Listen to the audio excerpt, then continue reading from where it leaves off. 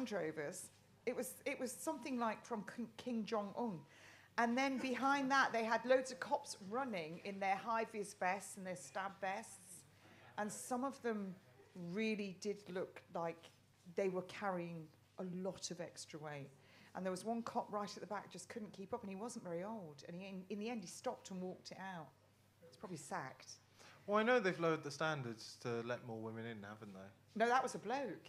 He was a fat bloke. But but lowering the standards in order to let more women in also lets weaker men in at the same time. Well, I can't spot the difference anymore. There's like a blurring of the lines. Blurring of the lines. Well, they don't wear nice suits anymore. They all just wear these sort of formless outfits. Skinny arms, boobs, they all look the same. Oh, she's so sexist. So fattest. There are only 2 genders in my household, even Fat Dave the cat, who's gay, allegedly. He's still male.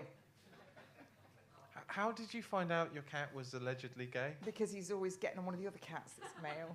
And he's always hanging around my male chihuahua. The 2 of them have got a bit of a bro love going on. Got bro love going on. But yes,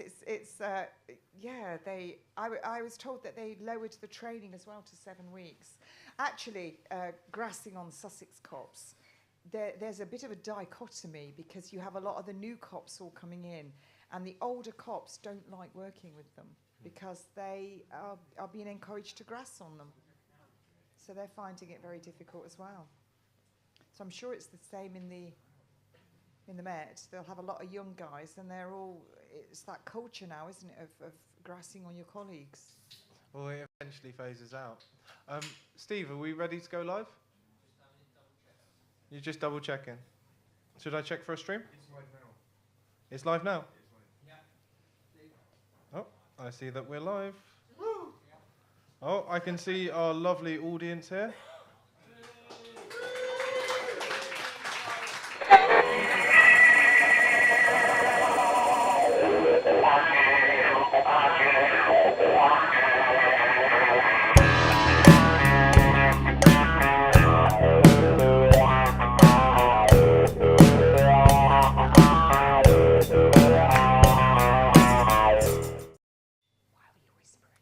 Hello and welcome to Resistance GB Live, our live in-person podcast with our fantastic studio audience.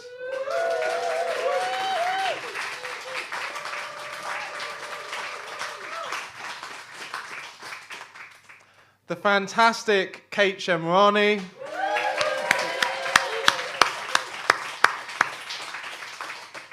Upcoming, we'll be having the amazing freedom band Whom by Fire.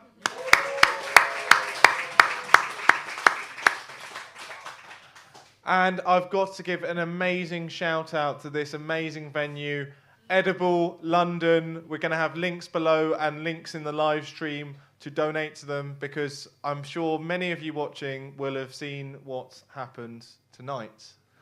So we were told with very, very short notice, our venue, which we had a lovely, successful, peaceful live event at last week,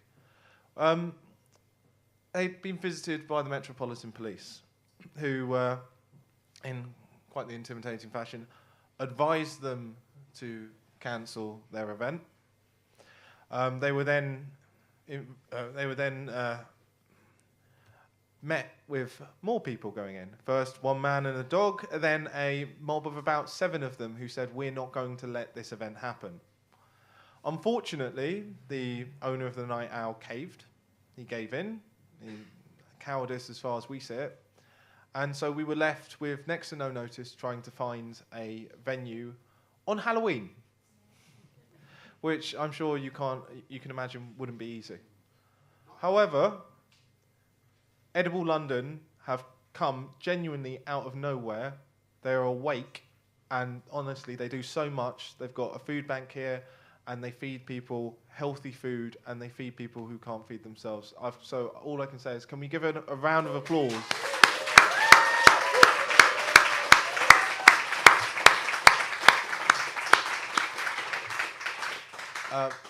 hosting this event is going to be costing us quite a lot. If you want to donate to Resistance GB, please do. We've got Patreon and Buy Me a Coffee. But also, please donate to these guys because they've pulled this off.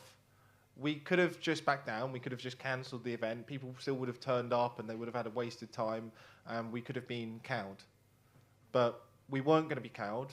And whether it costs us more, whether it inconveniences us, we're not going to let our voices be silenced by a group of fascist black shirts. Because those are the people.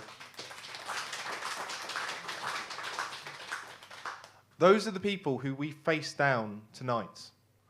We went down to the night out in order to redirect people down to here. And we were first encountered with, a group of peaceful protesters who were quite cordial, especially because they thought that we were part of them. So if people go back on the live stream, they'll see us chatting for about 25 minutes with these guys saying, oh, these fascists. And we're like, yeah, I can't stand fascists. And it was quite surreal. Dan, of whom my phone was saying, it was quite surreal because we were just wondering when they were going to clock because, I mean, my face is on the leaflet. But no one's looking at you. They were looking at me. Oh, I do think Kate probably stole the show on that leaflet. We even had both of the Whom by Fire, both of their faces are on the leaflet. Nope, no recognition. So we can tell who the big name is in here tonight. But then we did have a mob. So at a certain point, I introduced them to myself, and I said, "Look, this is actually my event. You've been speaking to us for 25 minutes. We believe in freedom. We're doing journalism, and we're having a fantastic musical act here. And for some of them, it seemed like they got some of this. But then this mob came round the corner, maybe 20, maybe 30 of them, mostly in tracksuits, and every single one of them with a mask. They're outside, the tracksuit mob. Are they outside now? Oh, I saw a tracksuit guy leaning in the police van with a black tracksuit with the Adidas stripes and a shaved head, leaning in the police van chatting for ages. Well, I was in a cab hiding. Well, we spent about 15 minutes, people can check on the live stream, but it felt like an hour surrounded by them telling us that we should back down and we should run away and we should cower before them. And I've got to give credit to everyone who stood next to me. I've got to give credit to Angel, Orlando, and both of the team from Whom by Fire, because the five of us, and maybe a couple of others, just stood our ground, completely surrounded with them coming up, pushing, shoving us, and we said, "Go home, you fascists," because they are the fascists. They are the black shirts. They are the people who believe they can use violence to shut people down and take away their free speech. And can I say a special shout out to Angel, who decided that she was my bodyguard. Angel, can you actually come up here for a second?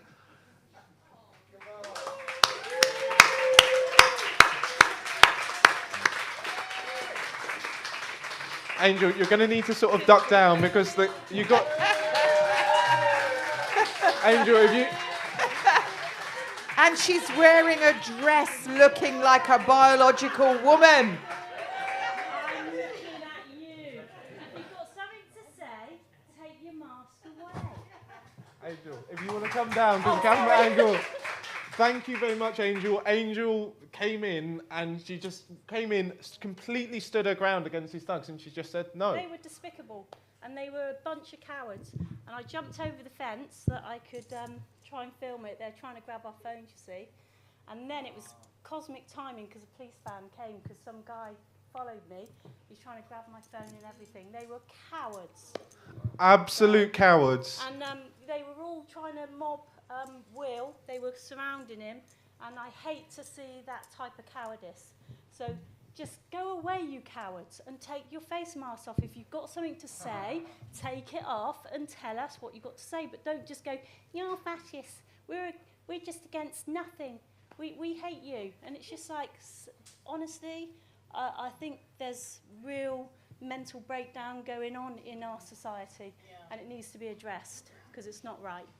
So Thank well you so done, much. you. Thank Well you.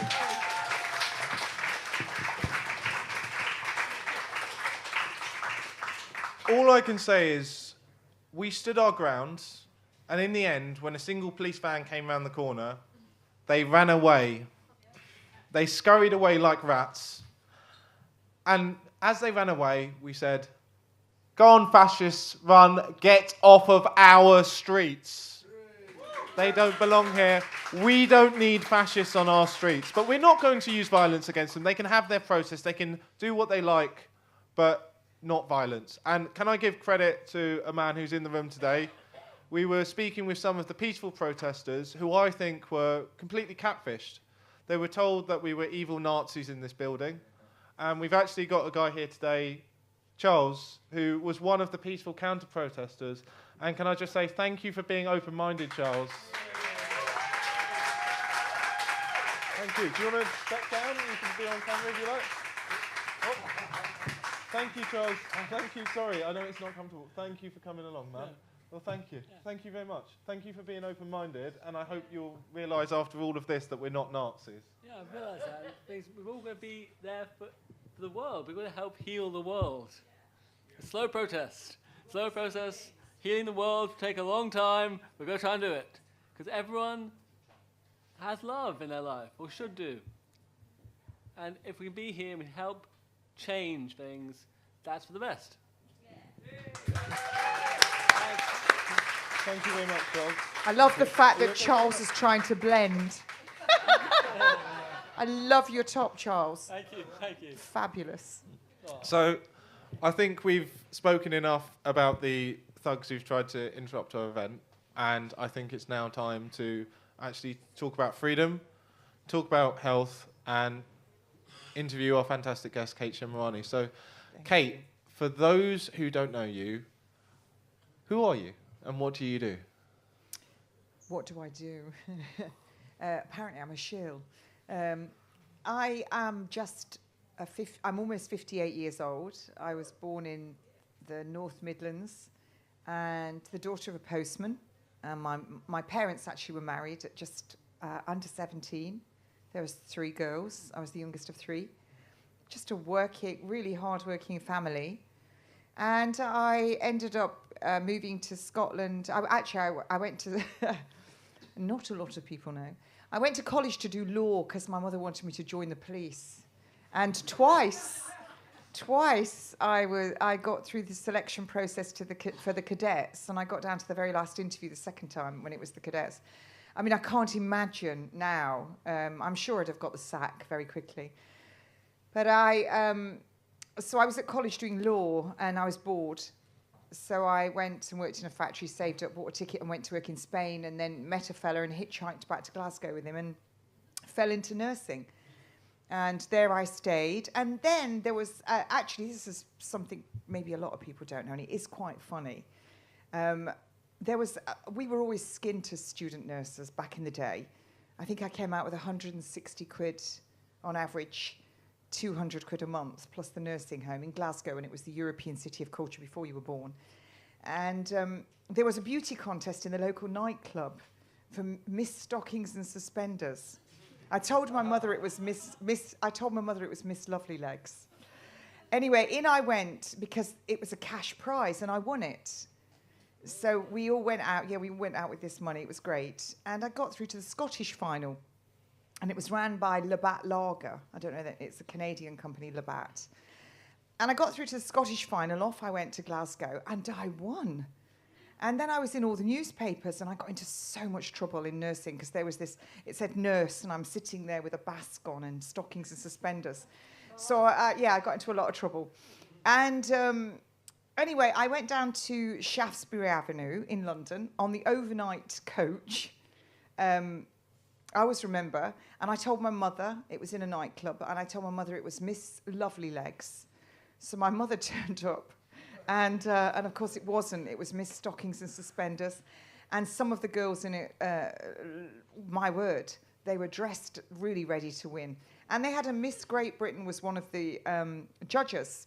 And I always remember they said, you were asked questions, and it was, the prize was 2 tickets to Canada, 2 flights to Canada, and some spending money. And they said, who are you going to take with you if you win? And I thought about it, and then I said, nobody. I'm going myself twice. And that was the clincher. I won it. Anyway, the rest was kind of history, because I then got picked up by model agencies in Scotland, which supplemented my nursing income. I met a lot of the professional footballers. Oh, I can tell some stories. Oh, yes, I could. And so the press never picked that up. But there is, at the top of my pinned tweet, there is a picture that was in the Daily Record newspaper of me being a nurse and a model. That's actually as my pinned tweet. But they never actually dug any of those photographs up, because I ended up doing the fashion page with this agency for the Daily Record newspaper, the Evening Times. So I did a lot of modelling, and then I wanted to go around the world, and it was so expensive, so I applied for British Airways and got in. And so I did. I went everywhere a 747 went out of Heathrow, and I travelled the world. And I used to nurse occasionally on my days off. And then I got engaged to a diplomat, and lived in Washington. He's very high up. So I have had a bit of a life. And then that didn't work, so I went back and lived with my mother. And then I met my ex-husband, Dr. Shemirani, who's totally awake. And we were getting emails from Donald Rumsfeld when it was the avian flu. He was already known. I think he's been approached several times to work for the wrong side. So is this how you woke up? Yes. So he would get all these... I was married by this time, 4 children, and I was diagnosed with cancer in 2012. And he was a scientist, so he was research. And he says, nothing is just by chance. It's all cause and effect.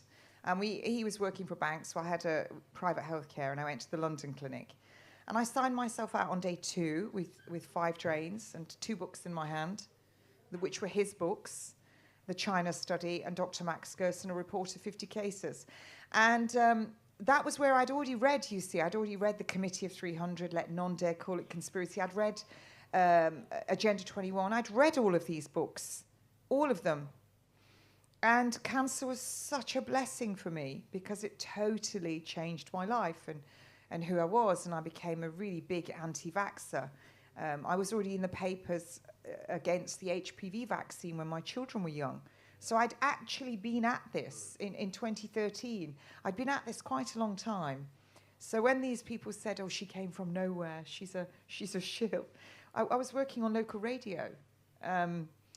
So this was where it all started, and I knew.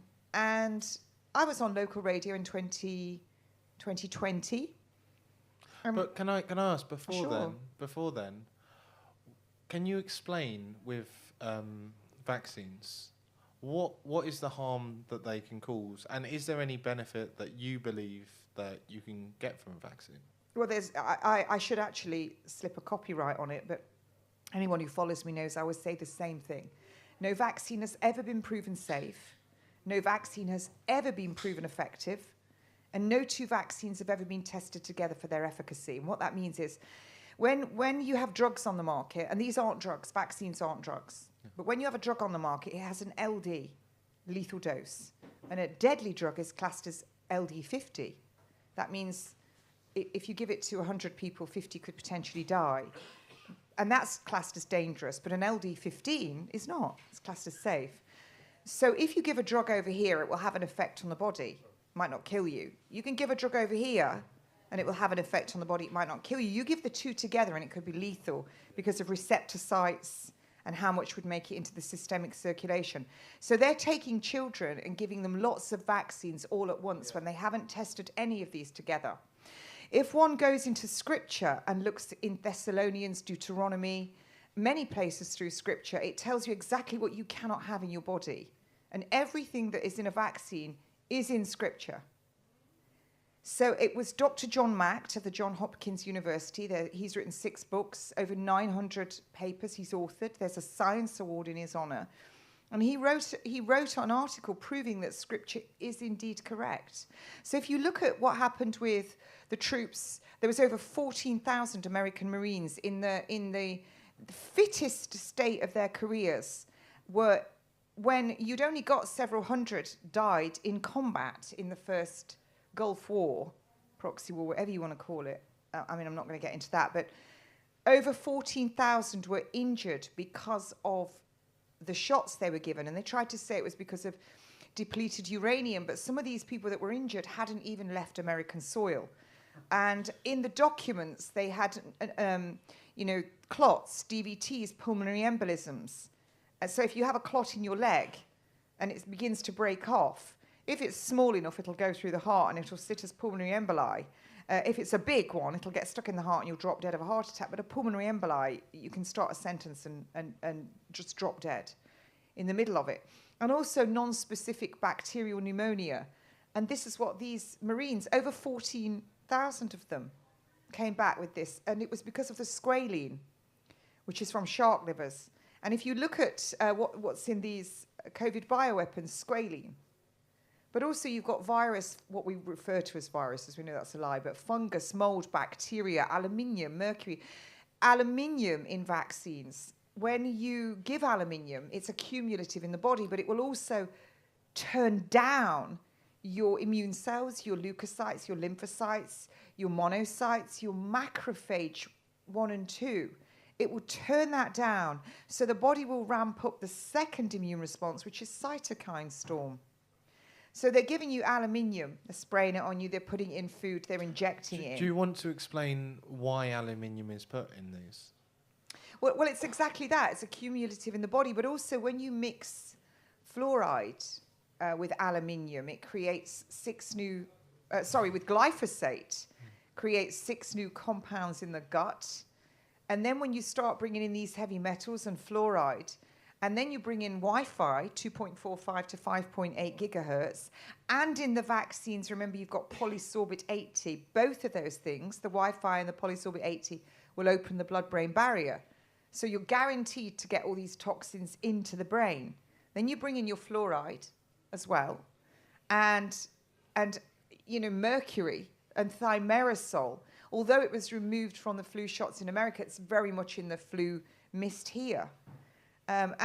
Just to say, for anyone who's listening who says, well, I don't let my children have the nasal flu shot. If you're sending your children to school, or even for a week or so afterwards, your child's still getting it, because those classrooms and where these children have it are not, they don't have safety checking done on them. So once the child has it squirted up the first nostril, and it's a bit of a shock, they're then going to be less receptive to the second squirt, and then they're breathing it out. And you have the olfactory nerve at the nose, which then goes through that little bone plate, the cribriform porous plate at the top of the nose, into the brain, and it inflames the entire nerve. So now you've got inflammation in the brain. So then when you add everything else that's going on, so you've got your fluoride, chlorine, bromine in your fire retardant, that new car smell, your people say, oh, there's no fluoride in my water, but there's chlorine. The heavy halogens, they're displacing all the iodine from the thyroid. You have this perfect cluster, BOMB, and all of these things. So they're vaccinating the children in the womb, because they're vaccinating the mothers with not just the COVID shots. And then they're giving them whooping cough now. Then you're giving them these shots, the vitamin K shot, as soon as the child's born, which has got a huge amount of aluminium in it. Children die immediately. Babies die from this. Then they have them at 3 months, and so it goes on.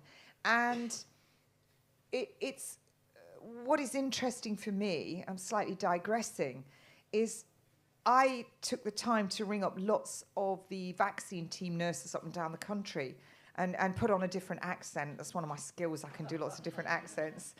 Don't get me to do it. But and I asked them what was in it, and none of them could answer.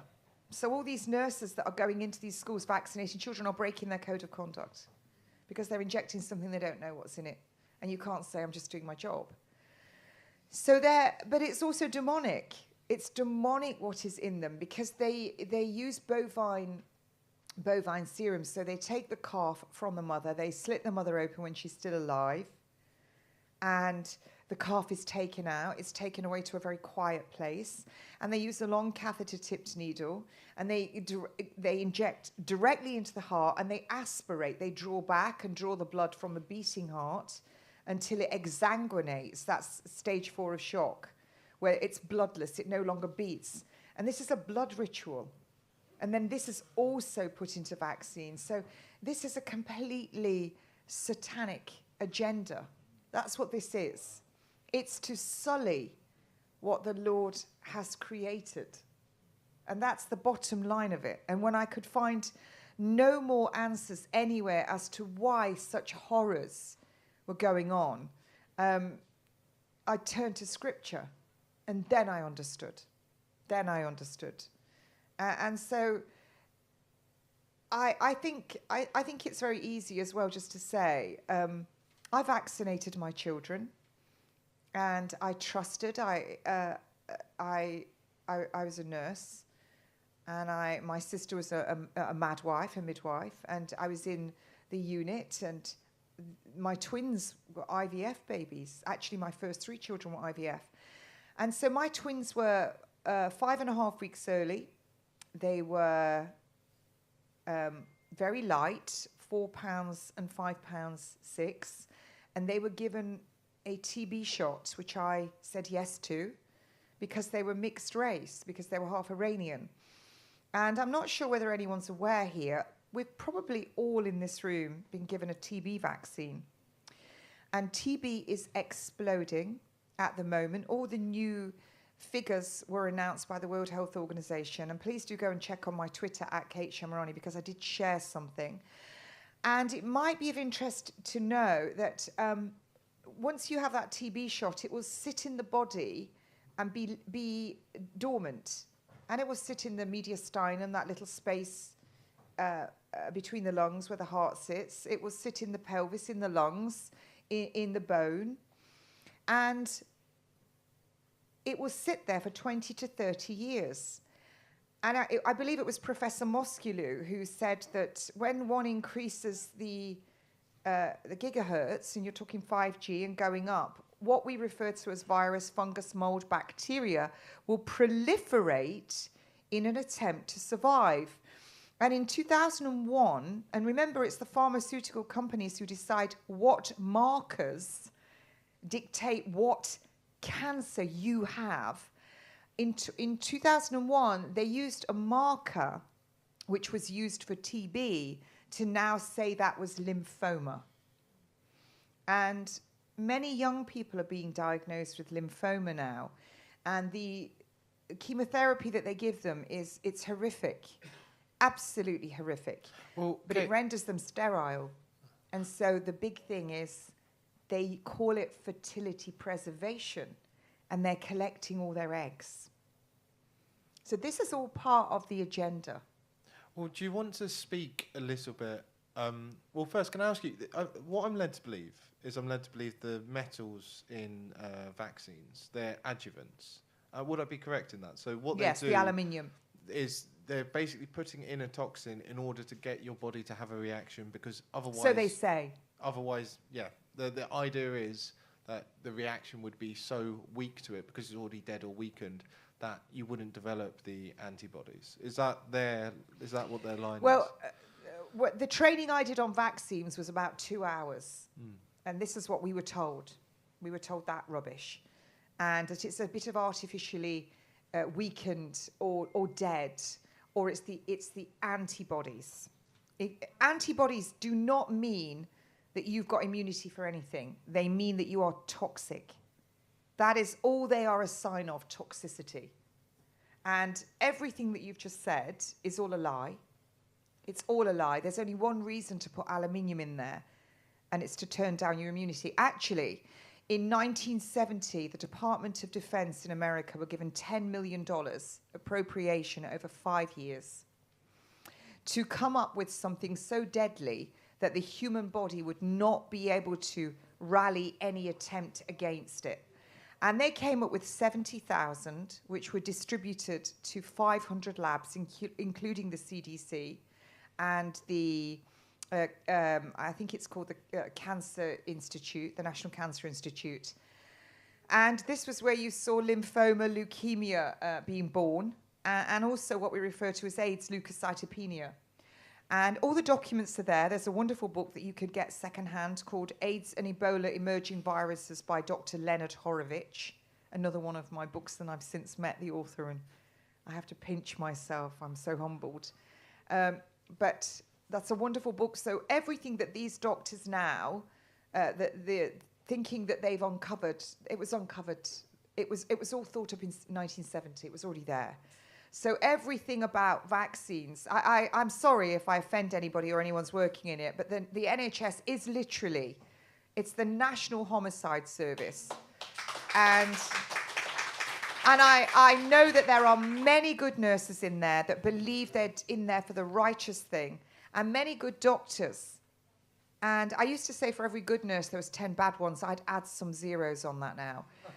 But I think what they do to keep everybody, it was set up by eugenicists. It was absolutely set up by eugenicists. Florence Nightingale was not the lady with the lamp. She was a statistician that would go around and do a body count to see who was fit enough to go back on the front line in the Crimean War. But what they do is they do these little bits so that everyone thinks, oh, isn't it wonderful? I worked in A&E, the busiest A&E in Europe. Isn't it wonderful what they're doing? You can bet your bottom dollar for everything that's good that's being done, a lot more are dying at the hands of it. The European Cardiac Arrest Guidelines. When you bring adrenaline in, and I've done my advanced trauma, and I've been guilty of all this, when you give adrenaline to somebody who's had a cardiac arrest, the outcome is often better when they don't have adrenaline. It causes brain damage. It can cause cardiac arrest. It does cause cardiac arrest. And the same as the guidelines for being the lie that is brain dead, brainstem dead, are the lowest in the United Kingdom compared with anywhere else in Europe. And so for me, that 6-coloured rainbow, which incidentally, please go, I just discovered the other day, Logan's Run, you know, where you have a little light in your hand, you hit 30, you go off to be shot with a laser. They had a rainbow with 6 colours on their official poster to advertise the movie. So the 6 colours that you see of the NHS, the good old Noahide laws, to me, it's nothing more than a service that is there to make you sick, keep you sick, treat you, kill you, dispose of you, and charge you your entire life. And they have just given them pay rises, which anybody that does economics is scratching their head. It's unsustainable. They've given them great big golden handshake pensions, the doctors, who most of them, incidentally, when you see the title of doctor, they do not hold a doctorate. They do not hold a PhD. It is an honorary title. It used to be just the same as a diploma. So this doctorate, their idolatry, pat themselves on the shoulder, they're being given 30 pieces of silver to shut their mouths, their big pension. But I always say, we're always being asked, aren't we, to vote, but we're never being asked to vote for righteous or sinful, good against evil, right against wrong. We're being asked to choose the lesser of 2 evils. That is what we're being asked to choose. But a lot of the NHS, they did take the shots, lots of the shots. They are overweight. We saw them on the TikTok videos. Their hospitals are infiltrated with Costa Coffee, Dunkin' Donut, McDonald's, vaping, Coke. I did my independent nurse prescriber at Brighton University, and I was in the room with 60 of their finest pharmacists and senior nurses, and I wouldn't have left my dog with all bar 3 of us. And it was very frightening. And they had a beautiful salad bar at the university campus, Sussex University, lots of different venues, gorgeous salad bars and dressings. And yet most of these nurses in the canteens were fat. And some of them were morbidly obese. You don't go to a dentist with black teeth or a barber with terrible hair. Why are you going to go and take advice off somebody whose face is grey and they don't look healthy, they're sluggish, they've got, pain, they're overweight, you're not going to. So this is not a healthcare. You seek the advice when you're ill. But now you walk around your supermarket and they're saying, come and get your flu shot. What do you get for free in this country? Genocide. That's what you get for free. So when they tell you you're getting something for free, you can bet your bottom dollar it's to kill you. Quickly, mediumly, is that a word? But eventually they intend to shorten your life, including those with the big fat pensions, because the government have got absolutely no intention of letting them collect it. Well, sorry. That includes those fat cops that are outside. They do say if it's free, then you are the product, don't they? They do, indeed. Can you talk a little bit about your experience with cancer? Because I'm not sure everyone knows about what happened with cancer. And can you talk a little bit about the cancer treatments that you get on the NHS and what the alternatives are? Well, it has changed, and it depends where you go. I had lobular invasive grade 3 with a high pleomorphic presentation. What does that mean? It means that I had lots of little lumps, and I had changes in the cells that went right up into the tail of the breast. So it's classed as deadly. And I read 3 independent studies that said if I did surgery, chemotherapy, radiotherapy, tamoxifen, and Zoladex, I had a 20% chance of surviving 2 years, 5 years. I didn't read those studies before I had the surgery. And I went to the London clinic where it's terribly posh, and you get a newspaper and they serve you in little frilly aprons and black dresses, but it's the same. You just get to decide a bit better. So I decided, I went in to have a mastectomy, and I to be quite crude, I don't mean crude as in sexual, I mean to be quite crude of how I put it. I couldn't see the point in having one breast removed. I thought, what do you do then? Do you maneuver in with one boob around the door with your husband? What's the point? You're supposed to have 2, aren't you? I'm a bit of an evens girl. I like things to match. And so I decided I'd have a double mastectomy. And because the tumour was behind the nipple, I had my nipples removed as well. I couldn't see the point in having one nipple removed. Why not go for them both? And I had an immediate reconstruction, which is where they put silicone in. I'd already had a boob job because this was a different woman before surgery. I had over 100 pairs of shoes, a drawer full of designer sunglasses and lots of jewellery and designer handbags. I was married to an Iranian. That's what these people do. They're lovely people, actually, but, handbags and jewellery is their thing. And I went in there and I had this surgery done, and so I just had these little mounds with no nipples, which literally did look like Barbie. And I came out with these 2 books, and I opened the book. So I had the surgery done, and I woke up, and I was still in the recovery room for them telling me that they were going to put me back to sleep. I'd had a boob job, that's what I meant to say. I'd had boob jobs before this, so the skin was nice and stretched, so I didn't need it stretched. And I'd already changed my diet in the 3 weeks prior to the surgery because I was a big fan of, chocolate and pasta and cheese, and I was cycling 125k a week, doing 3 weight sessions a week, a dance class, and I was just getting fatter and fatter. And I had psoriasis on my scalp. I had plantar fasciitis where I would get out of bed, my feet hurt, my vision was appalling, it was rapidly going downhill. I had joint pains. My menstrual cycle, sorry fellas, but you've got to hear it. We'll get onto your testes later. My menstrual cycle was 3 weeks with terribly heavy and migraines. I'd suffered from horrific migraines from my early 20s and couldn't take the birth control pill because of it. And I'd gone through IVF, not because of me, it was because of my ex-husband, the irony of it, all those birth control pills I didn't need originally. But here I was diagnosed with this aggressive cancer, and I went home and I read in these books that it made no difference, and these studies, and I thought, gosh, I've just been mutilated for nothing. And I was terribly distressed about this for a long time, you know. And anyway, 9 months later, I did have more surgery and I had these reconstructed nipples, which looked like football studs, and the latest, you know, surgery. And I thought, oh, good Lord, you know, they were just like, I could have hung my shoe on them.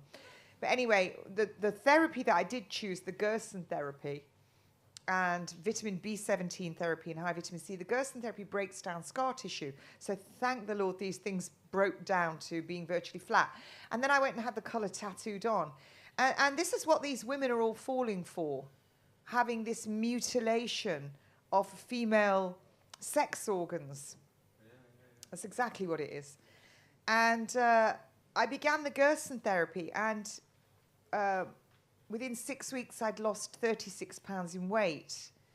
And, I had hemorrhoids as well, just sharing that with you. What's a bunch of hemorrhoids amongst friends? Within 6 weeks, I realized I could read without glasses. And my psoriasis on my scalp had gone. And I no longer had this pain when I got out of bed. In fact, I had no pain. And my menstrual cycle within 1 month had gone back to 28 days. Exact. And I've never had a migraine in almost 12 years. And the Gerson therapy is 13 juices a day, fresh juices, cold pressed, a very slow juicer. I did 5 coffee enemas a day. I still do coffee enemas today. Love that coffee enema.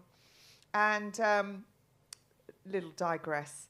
I remember going to see the oncologist at 3 months in, and I told him what I was doing because he wanted me to have chemo, and I said, I'm not going to do that. And he wanted me to take this tamoxifen that when it was developed, the scientists said it should never be used for human consumption. So they gave it to pregnant women and children.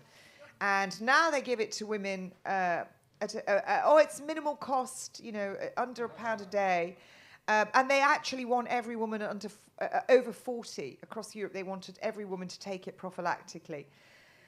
Anyway, I didn't take any of this. I said, no, I'm not going to do it. I'm doing the Gerson therapy and I'm doing coffee enemas. And I always remember he said, I've heard coffee enemas are very dangerous and they can kill you.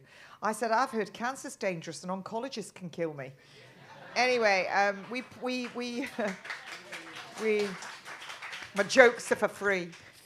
We did part ways not long after that when he was trying to talk me into having a bone scan again. When anyone who's had a bone scan, they put you in a lead-lined room after you've had it for a couple of hours, well, they do if you pay private. And they tell you not to hug your children and don't go near anyone that's pregnant. Well, most people in the first 6 weeks of pregnancy don't know they're pregnant. And the first 12 weeks is when all the organs are formed. And then at 12 weeks, this beautiful, perfect little fetus has just got to grow in size and lay down brown fat and white fat. And I wonder how many people have had a bone scan and gone home on public transport sitting next to someone who doesn't even know they're pregnant, and they've completely irradiated them. This is your modern medicine, folks. I've never had a bone scan since. And I only go once a year to see the surgeon because I have had a reconstruction. So I go to have it scanned to make sure these implants are intact. But I've actually just made an executive decision that I've almost reached my 6th decade in this body. And I don't care. Any bloke that gets me should be grateful. And so I don't do that, of course. But I mean, should I get married again? So I'm actually considering now just having the silicone removed altogether, the excess skin. And then I've asked my mother to knit me some mohair breasts with nipples, packed, because of course it's wool and you don't need silicone next to your body. You need wool or cotton. I only sleep in cotton sheets. And they're light. And I don't want these things to drop out, when I'm in the middle of a station or anywhere and have to kick it to the side.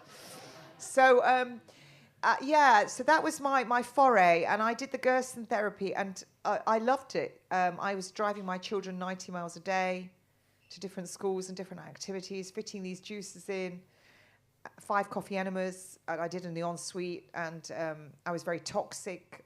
I lost all this weight. I would have a huge abdomen some days. I had to do castor oil enemas. I shat all over the cat on many occasions. Literally, no, I did. I'm not joking. One of the cats would come in with me, and I knew to never stand up in a gripe. I learned that very quickly, because when I stood up in a gripe, it just literally sprayed everywhere, up the walls, everywhere.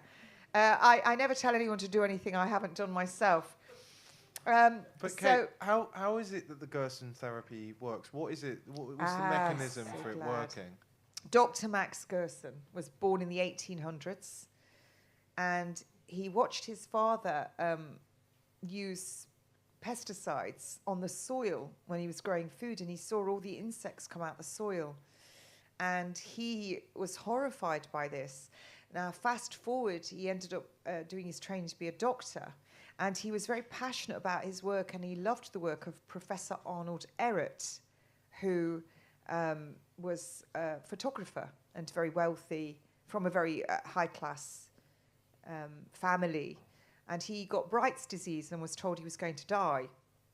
And he got very depressed, and so he stopped eating, and he got better. So he went on to study nutrition in Algiers, and he wasn't a medical doctor. He opened a sanitarium in Switzerland and cured thousands of people. And his was the mucusless diet, Professor Arnold Ehret.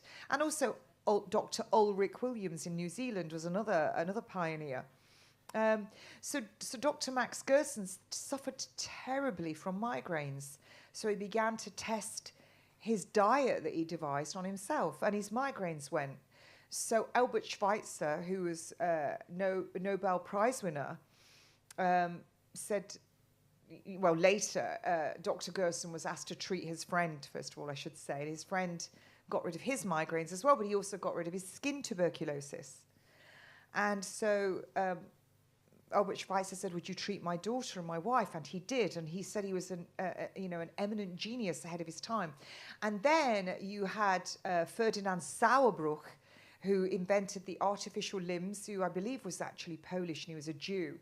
And he treated a lot of people in the Second World War. But before that, he got together with Max Gerson, and they did a study, and they treated hundreds of patients who had skin tuberculosis, and they were all terminal. And they treated them with the Gerson therapy, and it wasn't working. And then they found out that this nurse, she was probably a fat nurse, was smuggling in cream and bratwurst and beer and giving this to the patients. When they stopped her doing that and then got them all onto the Gerson therapy properly, they cured, I think it was 396 out of 400 patients who were terminally ill. So this is very tried. And they say, the doctors of today say, oh, it's quackery. No, it wasn't, because if you read his book, A Report of 50 Cases, in that book is studies all the way along. And one of those actual studies, his name escapes me in a minute, it'll come back to me in a minute. He looked at when you gave patients who had malignancy, or you gave them animal protein, their T lymphocytes, Thomas Thalberg was the study. The T lymphocytes required to kill what we call viruses, mold, and cancer cells would exponentially increase when you limited the animal protein, but they would drop considerably when you gave them more animal protein. So this was tried and tested, and he lost many patients. He opened a clinic and was treating people and for TB, and this family said, please treat our mother. And she had cancer, and she came in on a stretcher, and he cured her. And he was invited to be interviewed, and all of these people came with testimonies of brain cancer, all different cancers, and he cured them with his therapy. And he couldn't even give an egg. One egg was enough to drop the T lymphocytes. And he did say that he was curing people within 18 months. And he did say that he feared in the future that the people would be so toxic and so deficient of vitamins, minerals, and enzymes that his treatment would no longer work as a standalone treatment. But of course, So breaking it down, are you saying that removing protein from the diet essentially means that the cancer is sort of starved out? Animal protein. So his therapy remains unrivaled as the foundation for many therapies. Now, I know that now we see a lot of people coming through and saying, oh, keto, keto, keto. Well, yeah, that's grand and lovely. But I can tell you right now that I know people that do keto. And look at Dr. Atkins. Yes, it will make you lose weight. Yes, you will see your symptoms decrease. But further down the line, you're seeing symptoms increase and come back. Whereas Dr. Gerson proved unequivocally that his therapy did indeed cure all disease. And what he showed was that to break it down, and I'm more than happy to debate any oncologist, virologist, or immunologist. Bring it on. Do come in. When he's, the life is in the blood. All that is life flows through the heart. The life is in the blood. Guard it with all due diligence, for all that is life flows through it. So when you're deficient in vitamins, minerals, and enzymes, and the liver is so toxic because all of your blood flows through the liver every 3 minutes. The entire systemic circulation will go through the liver every 3 minutes. If you are deficient in these things, you cannot either repair damaged DNA or cause apoptosis, cell death, before that cell has chance to divide. Now you have a mutation. If it keeps on dividing, now you've got a palpable, detectable tumor. And if the liver is so toxic that it can no longer process these toxins and get them out of the body, we sweat toxins, we pee them, we poo them, but what we do as well is we will also get rid of toxins in the bile. And what does our body do if we can't get rid of the toxins? It will package them in fat and send them back out. So this is why when people say, oh, I'm doing a fast, and they feel very, very unwell, because what do? They begin to use up their fat stores that is converted to glucagon. And when they've used up all their glucose and all their glycogen stores in their liver and in their muscles, they'll now start to convert their fat. And now you liberate all these toxins back into the bloodstream. And if you can't get rid of them because your methylation pathways are blocked in your liver, you're going to feel pretty rubbish. And you're going to see it in your tongue. It's going to be white and furry. You're going to see it in the color of your skin. You're going to feel pain in your joints. And your body will tell you. Your body will tell you. And this is what I see now. I only have to look at people, and I can see that they're sick by the color of their skin, the color of their eyes, the color of their tongue, their hair, the way their nails, the way they walk, their demeanor, have they got pain anywhere? So this was what the Gerson therapy is. And I also did vitamin B17. And this is what G. Edward Griffin, with John Richardson Sr., who was his friend, and I've actually just signed a contract with John Richardson Jr., and I now have these products with my label on, because I only put my name to what I know is clean and works, not masses of supplements. You don't need them. But vitamin B17, which is found in all seeds, and it tells us in Scripture, everything we need we shall find in the seeds of the fruits of the trees, and the herbs will be our medicine. And in the seeds, vitamin B17 has 4 molecules: glucose, benzaldehyde, and cyanide. The benzaldehyde and cyanide are totally inert. They're inactive. When they come into contact with beta-glucosidase, which is found in 3,000 times greater quantities in cancer cells, synergy occurs. They become much more active. They go into the cell, destroy it. Then they filter through the liver, where they regulate blood pressure. They act as an analgesic, a painkiller, and it acts as an antiseptic. And this is vitamin B17. It's quite remarkable. The other thing as well, it was, I believe, in 1902, Professor John Beard, who was an embryologist from Edinburgh University, he talked about the trophoblast theory. So when we were all conceived, the sperm gets together with the egg, and it comes together, and you have double the amount of DNA you need, and it goes together, and then half of it snaps off, and it's kicked out the cell, and light is there. That is when life begins at conception. That is the very beginning of life, and I think we should all agree on that. Not 12 weeks, not 24 weeks, not at at delivery when you deliver the baby. Life is at conception when the sperm hits the egg. That's why there's light. And what happens is the cell becomes 2, becomes 4, becomes 8, becomes 16, 32. Then all the cells begin to push towards one side, and this is now a blastocyst, and then you get a little fetal pole develops, and the embryo will grow on the end of it. Now, this side, all these cells grow into the side of the uterus, which is the placenta. And amazing, amazing. When that little embryo on the end of this fetal pole reaches 8 weeks, the pancreas begins to function. And what does the pancreas secrete? Trypsin and chymotrypsin. And it's those two things that diabetics don't have enough of, which is why they're, I believe, 12 times more likely to get cancer. Well, that trypsin and trypsin will dissolve, trypsin and chymotrypsin will dissolve the outer coating of cancer cells. So do you get it now? Everything we need, the Lord and Creator put within us, whatever your bag, it's already within us. We have an amazing body that if you give it what it needs, it will heal. It will heal. So it didn't make sense for me to have mustard gas injected into me and to be irradiated with more of what would damage the DNA in my cells, which what killed Marie Curie. It didn't make sense to me to do that when I was already toxic, which is why I had all these other ailments. This is why you have pain, histamine response. It's when you get acid, when you get too many chemicals in the waterways around the nerves. And that's what signals your brain to say you need a drink. This is what your pain is. Histamine response comes because of it. What does your indoctrinated doctor give you? Antihistamine. So this is why I lost weight. And then with the diet, fat-free, salt-free, sugar-free, vegan diet, till 6 weeks, then I was to have only 200 mils fat-free organic yogurt. That was all we were given.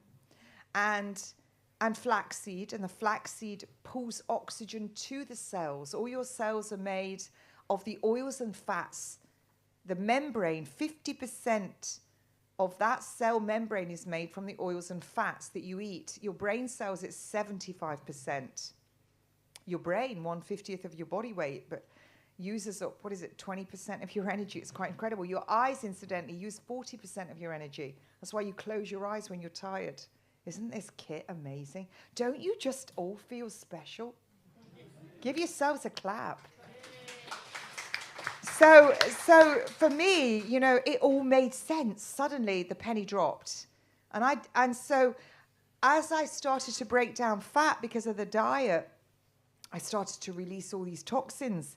And, my farts and my burps and my hiccups, yes, believe it or not, I do pass gas, they all smelled the same as my enema, and it was horrific. It was totally horrific. Toxic. I was toxic. One of the things I always notice when I speak to people is I can smell it on their breath. I can smell dis-ease in the gut. All disease begins in the gut. What happens when you have a drink of alcohol? What does it affect? Your brain. Because everything ends up on that waterway, doesn't it? And the nerves. So you see, this all made beautiful, perfect sense to me. And it was such a blessing. And I realized that absolutely every single thing that is taught in medicine is an inversion of the truth, deliberately. An inversion of health. Yes. It's an inversion of the truth. The fact that life begins at conception. It's incredible. That the fact that we need clean air, oxygen, in the presence of sugar in the foods that we eat generates energy, adenosine triphosphate. The fact that we're mostly water, H2O, and that hydrogen atom is everything in the body that's important. The enzymes, your DNA, your proteins, your hemoglobin. They're all spirals. And we are the holy temple of God. It's within us. So that DNA everything sits in water. And that hydrogen atom, when your natural light hits it, so red, orange, yellow, green, blue, indigo, violet, not the 6 colors, that red end of the spectrum hits the nucleus and energizes it, and the violet end hits the electron and spins it and energizes the entire thing, and that is what lifts us up and animates us out of the matrix. It's just incredible. And I understood all how it worked now. So for me, Dr. Max Gerson, I thank for my life. Ernst T. Krebs, who said, eat 2 apples a day and chew all the seeds, and it will give you a prophylactic dose of vitamin B17. KateShemirani.com, you can get on there, and soon you'll be able to get these wonderful apricot kernels, because they're clean. And this is why I've signed with them. You know, everything is here. We don't need to be flooding our bodies with drugs. We don't need to be flooding our bodies with endless supplements. The whole nutraceutical industry is getting to be as corrupt as the pharmaceutical industry. The toxins that are in them. And all these doctors, that are buying I've had them contact me wanting to sign me up. No, they've got toxic stuff in them. And I heard recently that one of these, you know, big names in the, if you like, freedom truthers, not in this country, is making, you know, $70,000, $80,000 a month. I'd rather be on my arse than sell my soul to the devil. We should be eating nutrient-dense food. We should be growing it. We should be licking our seeds. We should be using, you know, the copper around it. Go to your scrap yard. You can get it much cheaper. Get your rainwater, your water butts. Have you ever gone on holiday and seen what your garden grows like when you're on holiday? You can water it all year round. You go on holiday, it rains on it because you've got the ozone coming down. Piers will tell you all that. This whole rubbish about, you know, global warming, it's all nonsense. It's just everything is here. So Dr. Max Gerson, going back, he watched when the pesticides were added to the soil. Even the insects got out of there. So the soil, I'm always mesmerized, you know, that the soil begins to pre-digest, the microbes in the soil pre-digest. They act as a stomach for the plants so that the plant then takes up the nutrients. And then it comes into contact with the light. And then the light goes, wait a minute, you need to start separating the water. We're the same. There's 4 stages to water, not 3. And the light makes the water in our cells begin to separate. And we have the 4th state of water called exclusion zone water, which is water. It goes to a hydrophilic border, a water-loving border. And this is in your mitochondria, the little powerhouse in all your cells, because you're just cells rocking through space. And incidentally, your retina in your eyes got more mitochondria than anywhere else. And that water is H3O2. It's negatively charged. And you can run an electrode to the H2O where the water separates in the mitochondria, and there's your potential energy. This is what Nikola Tesla was working on. So this potential energy in your cells is what makes your muscles relax and contract. It's why you get more of it when you eat the plants, because we're all connected to the earth. So you get more of this exclusion zone energy when you walk on the earth, when you go next to the water with your negative ions and the ozone. Are you not just amazed at this beautiful world that we're in? And they want us to believe it's all doom and gloom. No, it's not. This is just the beginning, because it all goes round and round again, and we're just all starting to see that we, this vehicle, this is where God is. It's within us. 10 billion miles of DNA in every single genome. 10 billion miles of DNA. Get your head around that. You only need to take out one bit of DNA and put it over here, translocate. You completely change who you are from the Creator. We are created perfect in His image. Absolutely perfect in His image. And if you put your brain, flip it the other way around, it looks like a seed, sure, with all the nerves coming off it like a tree. So we're perfect. And Dr. Max Gerson got me on the road to that. And Ernst T. Krebs and John Richardson and G. Edward Griffin, who I've now met in the flesh. So you've met quite a few of these. I have. And you've talked about what people need to do. Can you, in terms of what they need to do in their diet, can you tell us, for what do we need to be vigilant and avoid? Your doctor. Because there are lots of toxins out there. I think I think the fact that you see come for your prostate, come and have a bloke with a vinyl glove put his finger up your ear and check your prostate. Most men, by the time they go to their grave, if they die naturally, if you did an autopsy on them, there was a study done, will have an enlarged prostate. And sal palmetto and zinc has been proven unequivocally in studies. If you eat lots of zinc-rich foods and sal palmetto, it's going to stop that inflammation. So why are you going looking for it? And also, why are you going to go and now, as a woman, incidentally, ladies and men actually, but you don't need a referral from your indoctrinated doctor to take yourself off to a breast clinic. Now you're going to get all the worried, well, women, oh, I've got a lump. And they're going to go and have their boob irradiated and a needle stuck in. So avoid these, what are they called? I mean, they say I'm dangerous. Really? Really? They say Elle Macpherson's dangerous. D. Manny Mitchell's dangerous. The one thing we've all got in common is we're all alive and well and cancer-free. Now, if I die of cancer, so what? I lived to see my children grow up. But have any people who opposed you offered to debate you? No.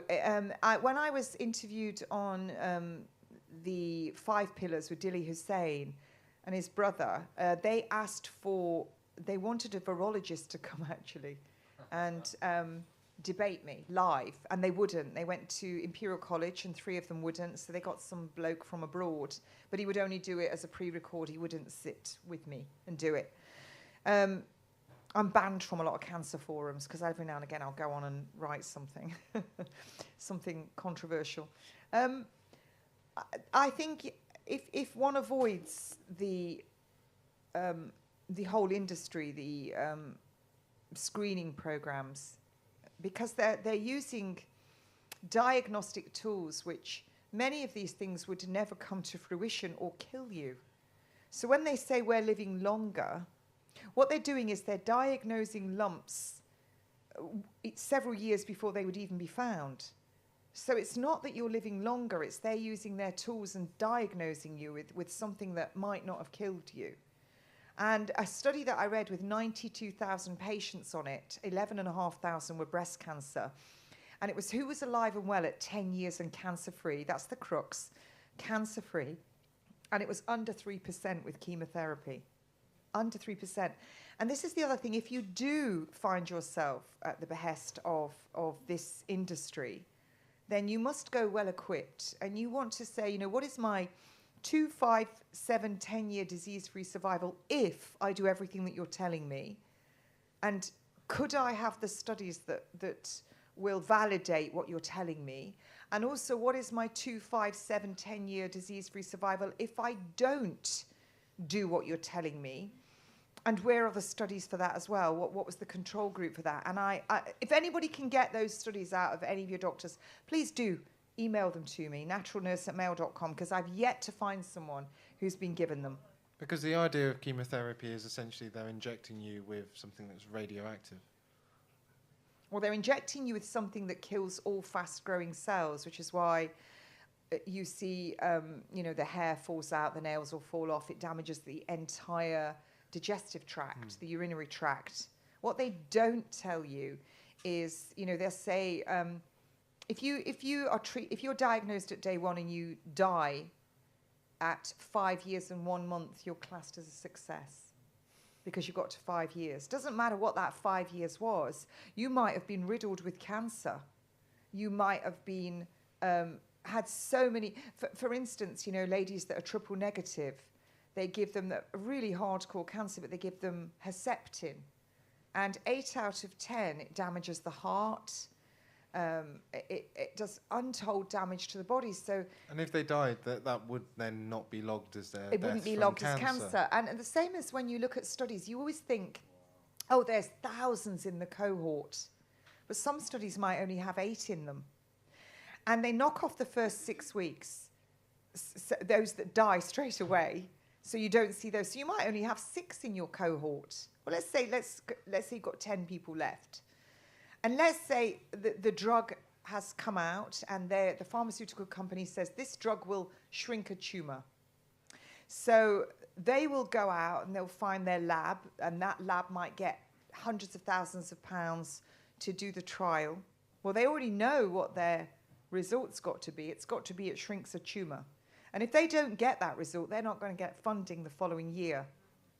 And all the top drugs, top contracts are decided by the pharmaceutical companies. They decide who gets the contracts, who gets the top positions, who gets what published in what magazine. And if you speak out and you say this is not true, you can lose your contract, lose your funding, lose your entire career, and lose your life. And hundreds of doctors have lost their lives. Erin Elizabeth, who I know, has covered that, the partner of Joe McCullough, Dr. McCullough. So what they might tell you is, yes, we did this 3-month study, and yes, it did indeed shrink the tumour. But they don't tell you that after that, these patients died of pneumonia because all their, mannose-binding lectins were destroyed in the liver. They're things that will protect them until their T lymphocytes kick in several days later. They don't say they died of their hearts being damaged. And it might, just to throw a little side note in, drug trials go on all the time in every hospital, and they don't tell you. Or they'll do it in such a way that you won't quite realise. Now, yeah, well, worse than that, hematology department in the south, they were doing a cost analysis trial for a drug called risperidase with prednisolone, huge dose of prednisolone, 90 milligrams with risperidase. And it's to stop what they call tumor lysis, as they break down a tumor. And they are in the top 5, that hematology department of that particular hospital, doing this drug trial. And they're doing it on all these young people. And within 4 days of one person on that trial who didn't know they were on it, their lymphocytes, which I've already explained you need, it's your fighter cell, plummeted. And their erythrocytes that will carry your oxygen, your hemoglobin, is the protein portion of your erythrocytes, they're little biconcave discs, they plummet. Well, surely if you've got a cancer patient, you want them to have lots of their fighter cells, and you want them to have lots of cells that carry oxygen. Not if you're giving them a cost analysis drug trial, you don't. This is happening everywhere, and I will eventually be able to talk more and more about this because this came right to my door with my own child. So I've seen it firsthand what they do. And you don't always know that you're on that trial, I can assure you. They're liars, absolute liars. And Johanna Budwig, actually, we must give this lady a mention. She did decades of study, the Budwig protocol. And what she noticed with cancer patients was the hemoglobin on their cells when she put it under a microscope was it had a bluey yellow greenish tinge to it. Now, what do you notice about people that have cancer and they're tired?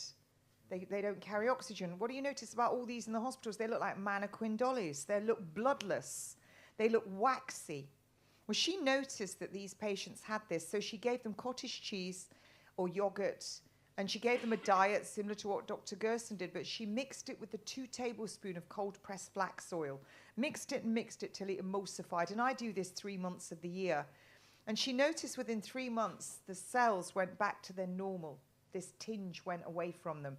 She was nominated for the Nobel Prize 6 or 7 times. 6 or 7 times for the Nobel Prize. But they now call her a quack. Who does? Your allopathic, indoctrinated, pharmaceutical, brainwashed idiots.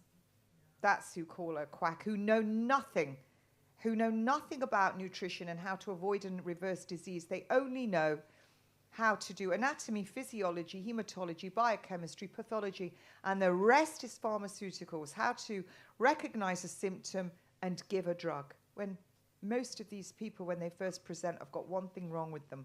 They're dehydrated, and that's including your stomach acid.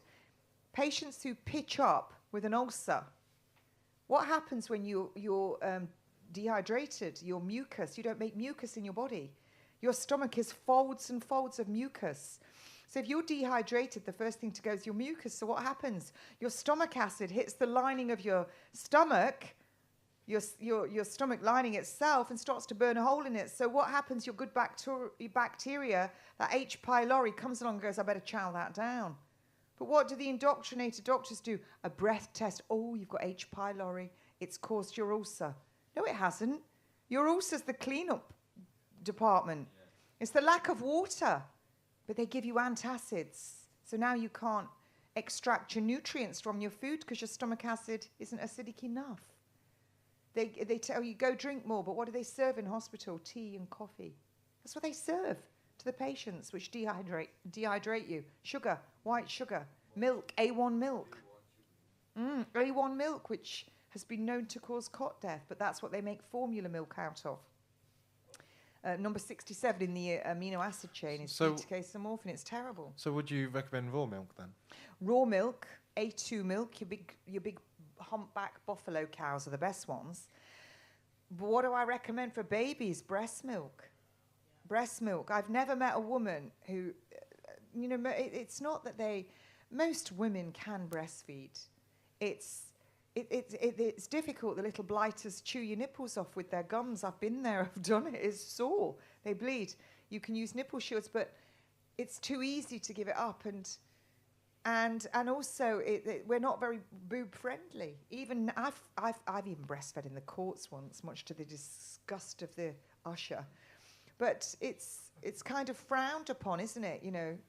These fun bags, fellas, I hate to tell you, they're for feeding a baby.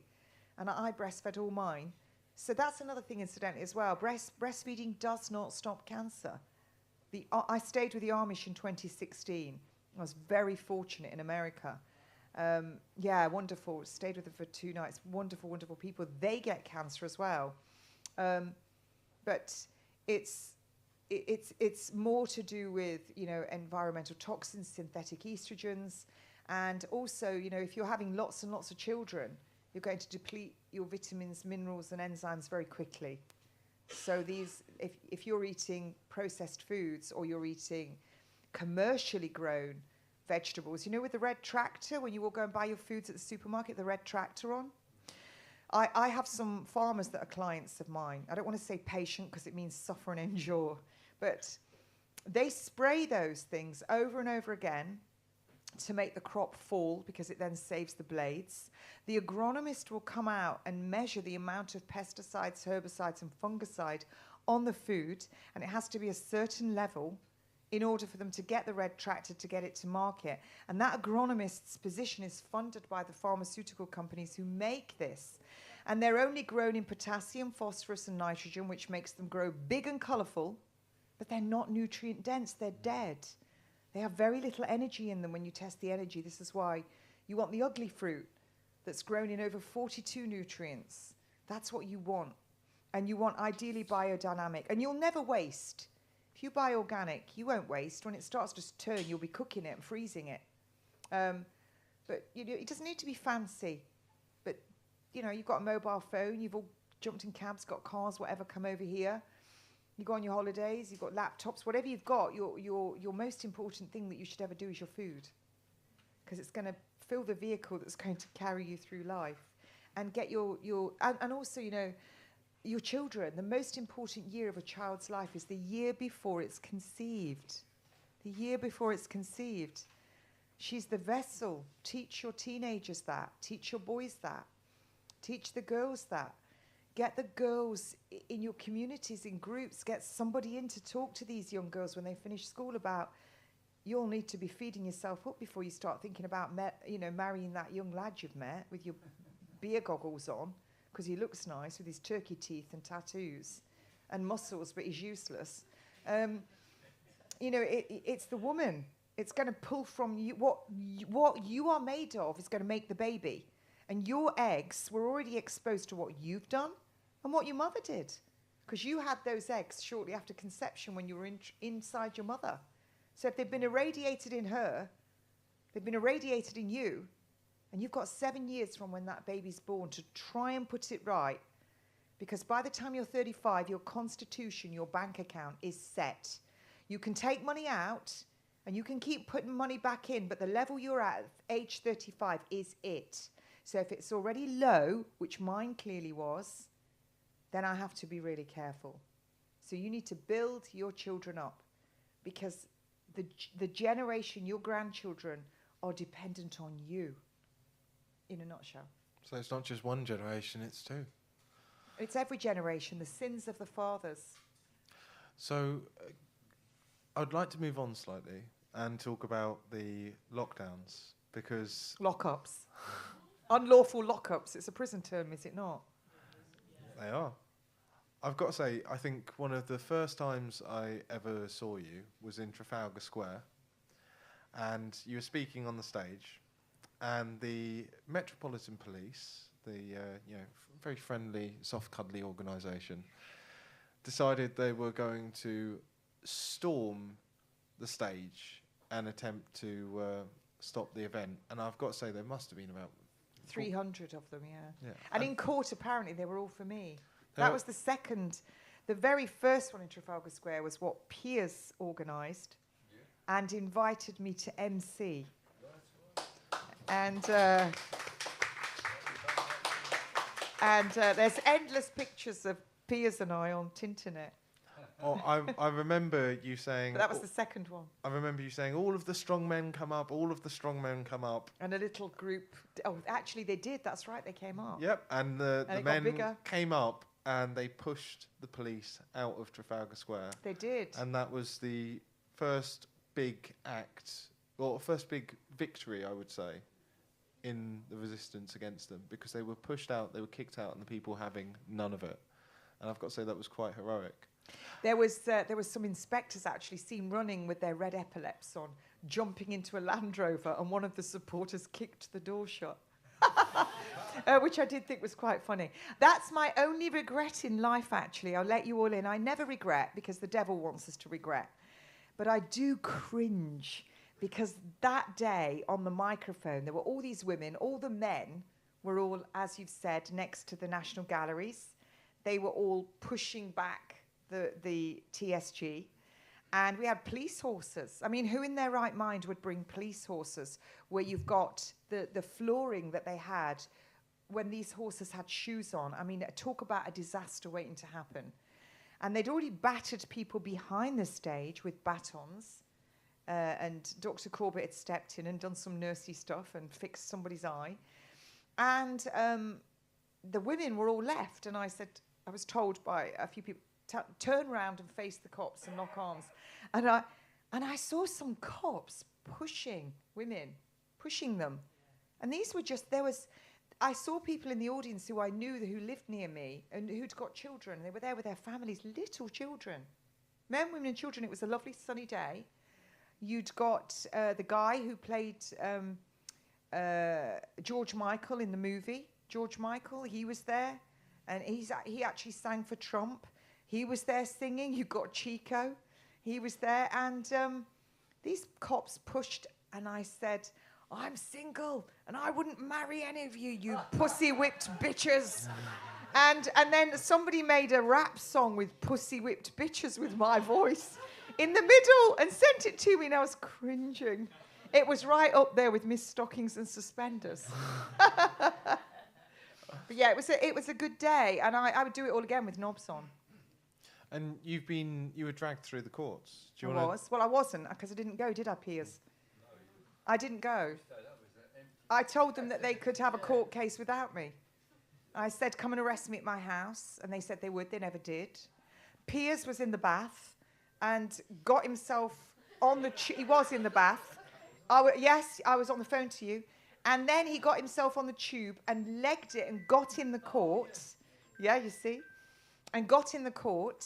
And there was the barrister who I'd actually dispensed with his services, who the 70k that the public raised, he took the lot because it all went to the Crowd Justice Fund and then into an escrow account that was his. And So you took 70,000, and what precisely well, did where you do? did it go with it? Where did you go with it, Mr. Bullock? It went into an escrow account via the Crowd Justice Fund. I couldn't touch it. I just would like to know. I've never had an invoice, Mr. Bullock. Where is my invoice? I'm supposed to have an invoice. 70k. Anyway, I had some help from people who have got a direct line to the Lord and Creator. And we had people in the court that were lawful observers who came from people that are very well connected to the Lord and Creator, and Piers legged it in. And I never went, did I, Piers? I didn't get arrested at home at all, and I got convicted, and I was given 3 fines, 6... incidentally, on the bundle that I put in, there was a piece of scripture on the top of every single page in the town of David, on every single page, a piece of scripture. And I was given 3 fines, 600, 600, 600. And I was given court costs of 60, 180 pounds. And I was told I could pay £66.60 a month. So I think that's a bit in your face. But anyway, yes, I did. And I had to pay that instead. And they came to my door and harassed me. And what else did they do to you during the lockdowns? What did they do? Oh, they placed me on I told them actually to shove their license up their arses, their nursing license. I told them that I wanted all my money back since 1984 because I was forbidden to fund a terrorist organisation. That was the NMC, the Nursing Midwifery Council. They took my license, but I didn't care. I didn't need it anyway. I didn't really need it apart from for prescribing. What were their reasons for taking your license? They said they said I'd told people to cough in people's faces. Can you imagine me ever saying that? I would never say that.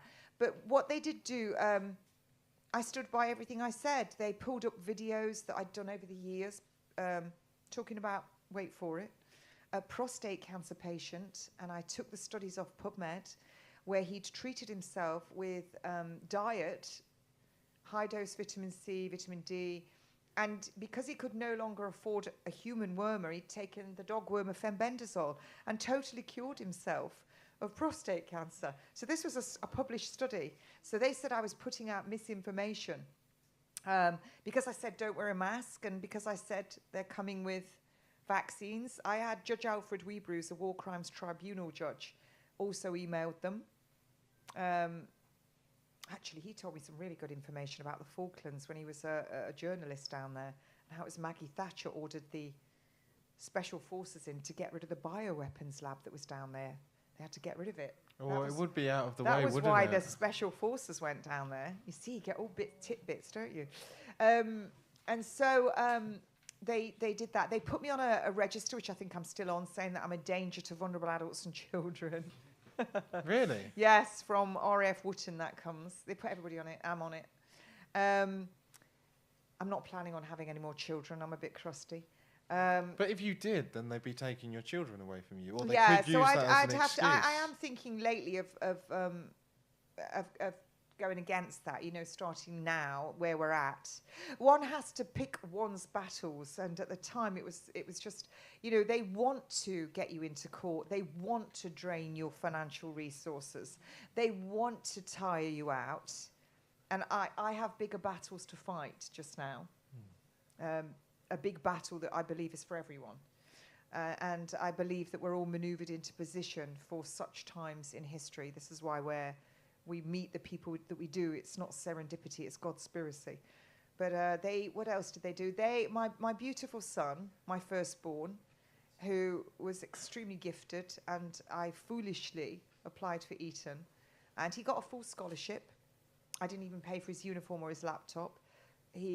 When he left, he was given the highest accolade. He was head of debating, head of speech, head of economic society. He was given this high accolade. He'd had many essays published, and he, of course, did all the interviews that you've seen, and the one on Panorama.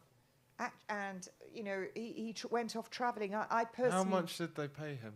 Well, I believe he was paid because he went travelling, and his dad even said to me, "I don't know where he's getting his bloody money from." That's my best Iranian thick accent. But I have seen him since a few times, and I don't need to mention it. You know, it's between him and God for whatever reasons, and I would stand in front of him if anyone went to harm him. He's my son, and I love him, and he's wronged me since then, and wronged his sister.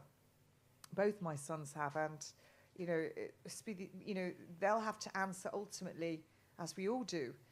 But they did that, and incidentally, I did have Mariana Spring and the producer of Panorama and their lighting guy were in my home. I was interviewed by them at the end of in December 2020, and then they asked me. The producer did, after hours of interviewing. He said I was a little bit different to the other troopers that he met. I don't know in what way, but they came to my home, and anyone that comes into my house, if I invite them in, they're my guest, and that's just the way I see it. They're my guest. If they're in my house, they're my guest. And I made them food. They didn't wear a mask. They didn't do social distancing until the cameras rolled later. Oh, really? Yes. Mariana Spring outed. They sat round my table. They ate the food that I prepared. And I just would like to say, and I do see a lot of hatred. Look, she was, what was she at the time, 24? A young girl. Her dad was an endocrinologist. Her mother was a nurse. She had a sister. She had a cat. She was just a young girl who'd done modern medieval languages. That's why she'd gone to Russia. My own daughter did modern medieval languages. She did it at Cambridge. And she was in her dream job. She was being put forward for everything. She's as much a victim as everybody else. She was just a young girl. Imagine that, you're a young girl presenting Panorama on the BBC World Service with podcasts getting accolades. She's just being used. And for her to receive death threats, I thought was appalling. And also there was this journalist from Wales who was always attacking her, another very beautiful looking woman with long hair. And she was attacking her. And Mariana said to me, why are they doing this? I said, it's jealousy. It's just jealousy. Because she was a journalist as well, but I don't... She was a liar. Who? Mariana? Yes. Well... We've watched the interviews where she's done. She lied. And gentleman's just saying that she's a liar. And you're quite... And I'm sure, but at that stage, when she was in my home, and when I spent hours with her, which I did, I actually pitied her, because I thought, this is really sad. She is being used at this stage, can't see it. And eventually, what does history tell us? Who literally pays the price, ultimately, when everything falls? The journalists, those that were just trying to stay alive and were collaborating. What did the Polish Highlanders happen to them when they collaborated with the Nazis? In villages and towns all over, the people in Poland, they judged them and executed them themselves. So I sort of try not to be too harsh on anybody, really. There, but for the grace of God go I. I've watched her. Yeah, I'm glad. So whether, let he who's without sin cast the first stone. I've lied in my life. Has anyone here never told a lie? We've all told white lies. We've all told white lies. Has anyone here not told a whopper? I've told some whoppers. Hopefully not since I became a Christian. I think I've done some whoppers, actually, to the police. But, does lying to the police really count? Yeah, but I'm just, who's not lied to the tax man? But I'm just saying.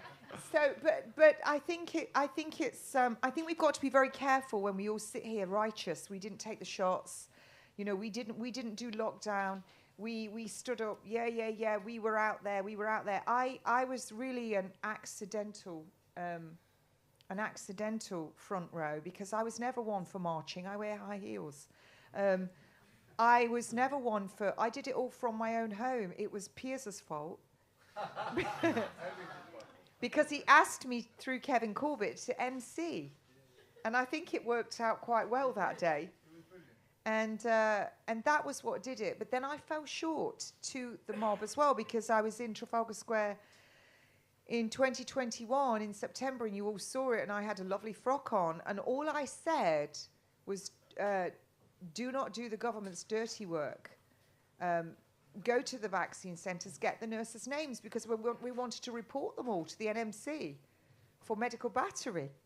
And I said, there was a time in history when the doctors and the nurses actually said hung, which was incorrect grammatically, but they were hanged, and there were 900 pages at the Nuremberg trials, 8 tons of evidence, and doctors and nurses faced trials. Some of them went to prison, some for lives, and some were hanged for giving experimental vaccines, for starving patients and dehydrating them, for allowing them to die of exposure, for injecting deadly substances into them to kill them. It's the same thing. And I said, now is the time to get off that bus, because we had all the festivals with all the vaccine buses, and people, when they've had, you know, weed and whatever else they want to take, and alcohol, who cares? Going and getting on a vaccine bus when we're told as nurses, you're not supposed to treat anybody when they're under the influence of illicit substances. So I said, now's the time to get off that bus and stand with us, the people. But of course, what they did in the press, they said that I'd said, hang the doctors and nurses, which I never said. And then they trended it on Twitter. And you know what most people are like. They don't read anything. They want to watch 30 seconds on Instagram.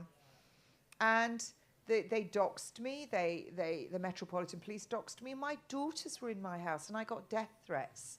And people turned up at my home. And this is how they do it. You know, they used to be that they would hang you, try you at the Old Bailey, you know, bring you on a horse and cart to Tyburn and hang you, and put your head on a spike at Parliament. Now they do it via the press. They try and destroy your life. Well, I'm still here. God willing. Well, I think on that note, we do need to open up for questions. If we have any questions from our patrons, we'll have those first, and then other people in the room who would like to ask their questions to Kate. You're ready to go ahead. I'm always a bit anxious, actually, about this. Was that okay? Oh, no, you are excellent. Did it give you stress?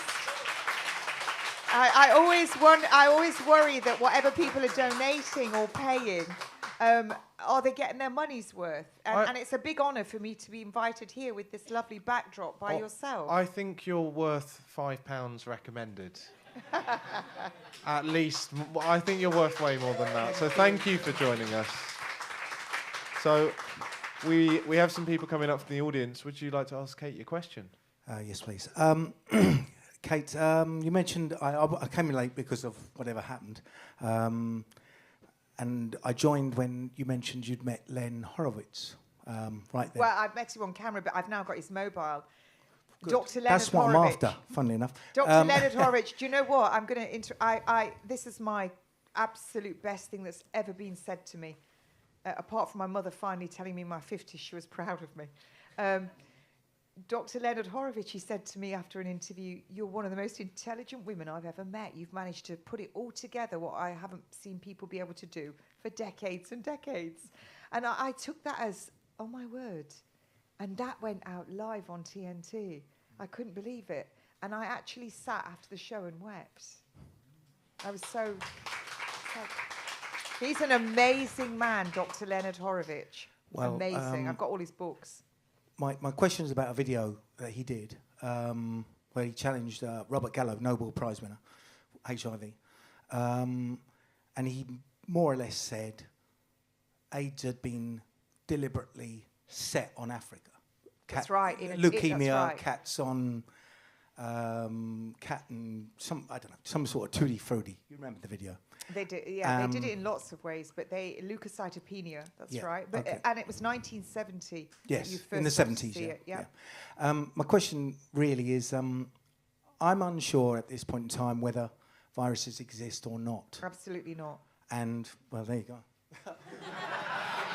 I was hoping for a bit more expanse there, but well, viruses, as I understand it, it was viruses and exosomes. I think Dr. Hildreth said are one and the same, and the exosomes will come out of the cell to engulf a toxin, and they'll have a lock on them, and they go down to what we call the immune cells that have the key. And when we are so overwhelmed with toxins, this is when you get that cytokine storm, when you get too many exosomes coming out all at once. And that ties in with everything that I've said to you about when you start to increase the gigahertz going up and up, what we refer to as viruses, the exosomes, fungus, mold, bacteria, will proliferate. Well, if we're already loaded up with all these things, and that's why they have to inject it, because you have mast cells in your lung, in your respiratory tract is your first line of defense when you breathe something in, and all your cilia, and you have your stomach acid. You know, I love this when they say symptomatic, have you ever had diarrhea without a symptom? Have you ever had a headache? Have you ever had an asymptomatic headache? I mean, have you ever had an asymptomatic pregnancy? Anyway, yeah, normally that little runt normally comes out. But so you know, this is when we're so overwhelmed because we've been injected with all these toxins. This is where you get that cytokine response. And all your virologists, I think a lot of them are so ego-driven now, they just can't admit that their entire training and career, because if you don't have viruses, you can't have vaccines, right? Yeah. That's right. So the entire backbone of the whole pharmaceutical industry and the beginning of the healthcare industry is viruses, to have the vaccine. And the vaccines are what guarantee, because they've got tumorigenic cells in them from MRC5, a male aborted fetus, WI38, a female aborted fetus. They're tumorigenic. The longer they're in your body, and your ability to rally immune response, your constitution begins to drop, they're going to become mutant. And this is where you start to see tumors. That's why they're tumorigenic.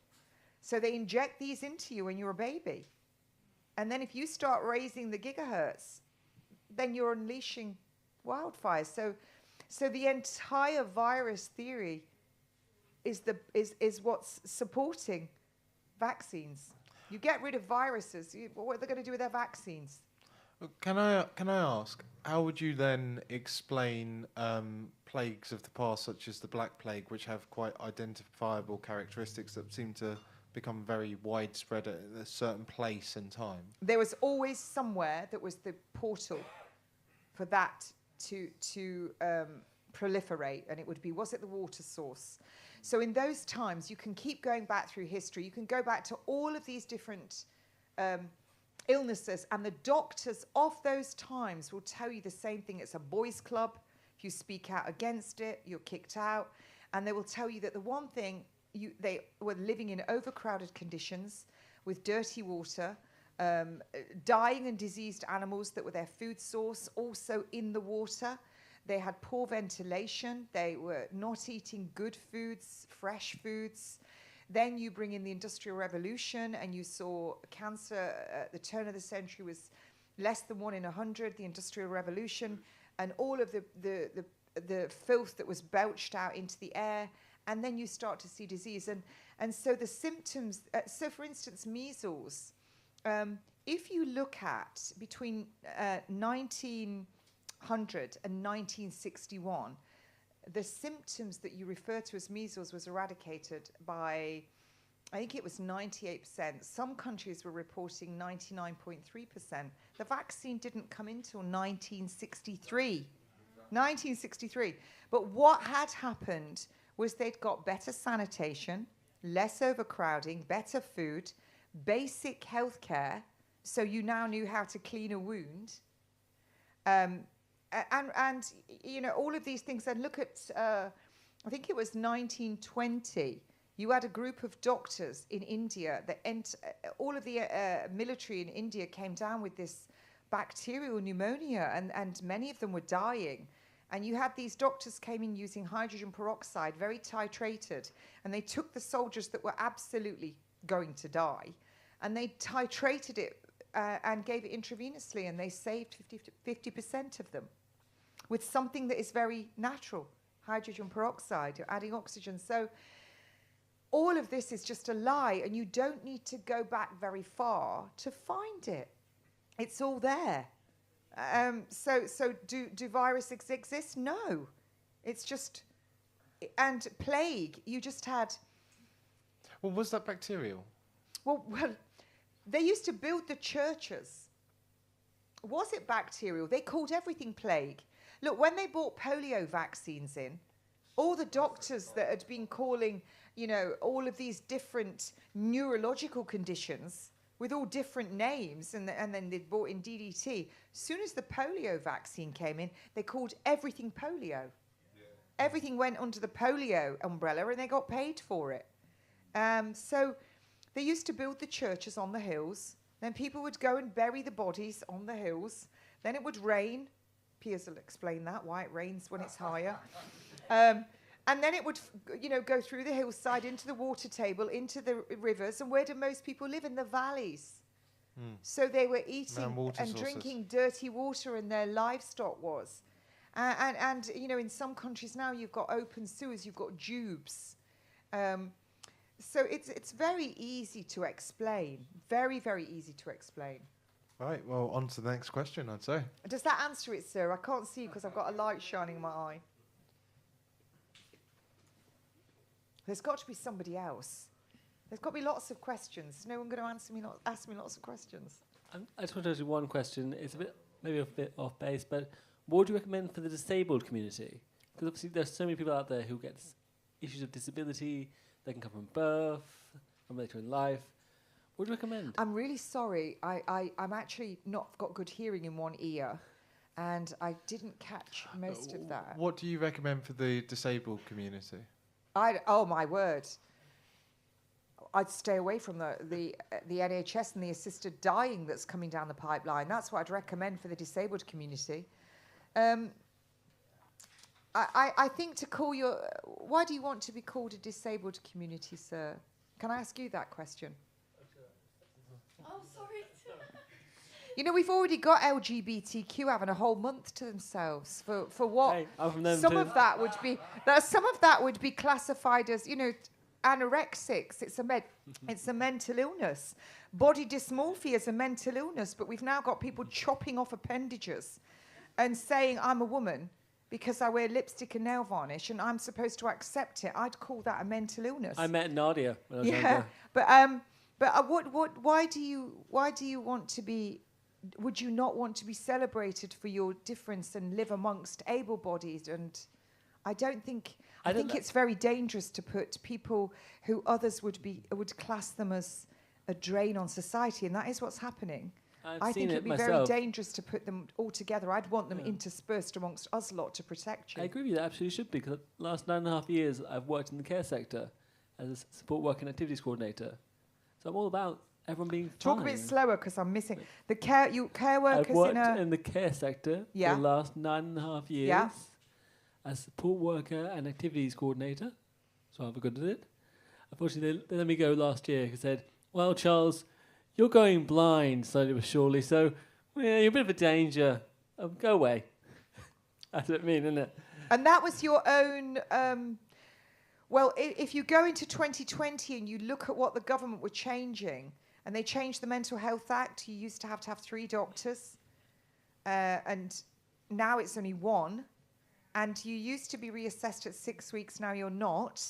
And you used to be able to object against the medication they wanted to give you. And in 2019, there was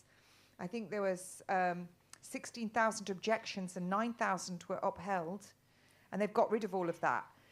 So I find it ironic, when I did my training at Glasgow Royal Infirmary, this senior physiotherapist, the head physiotherapist, was blind. And he was remarkable because he'd lost one sense. And we don't just see with our eyes, do we? No. We see with our entire body. And I remember also reading about someone who was blind, and they were asked to draw a diagram of their home. Now, if we were all asked to draw a diagram of our homes, we'd draw it like off, rightmove.co.uk. We'd draw the rooms and where the windows are. And I saw this diagram, a gentleman who'd been blind from birth, and it was all squirrels. It was fantastic. And he'd drawn that based on the movement that he felt as he went through his home. So you don't want to be working there. You could come and work for Wills.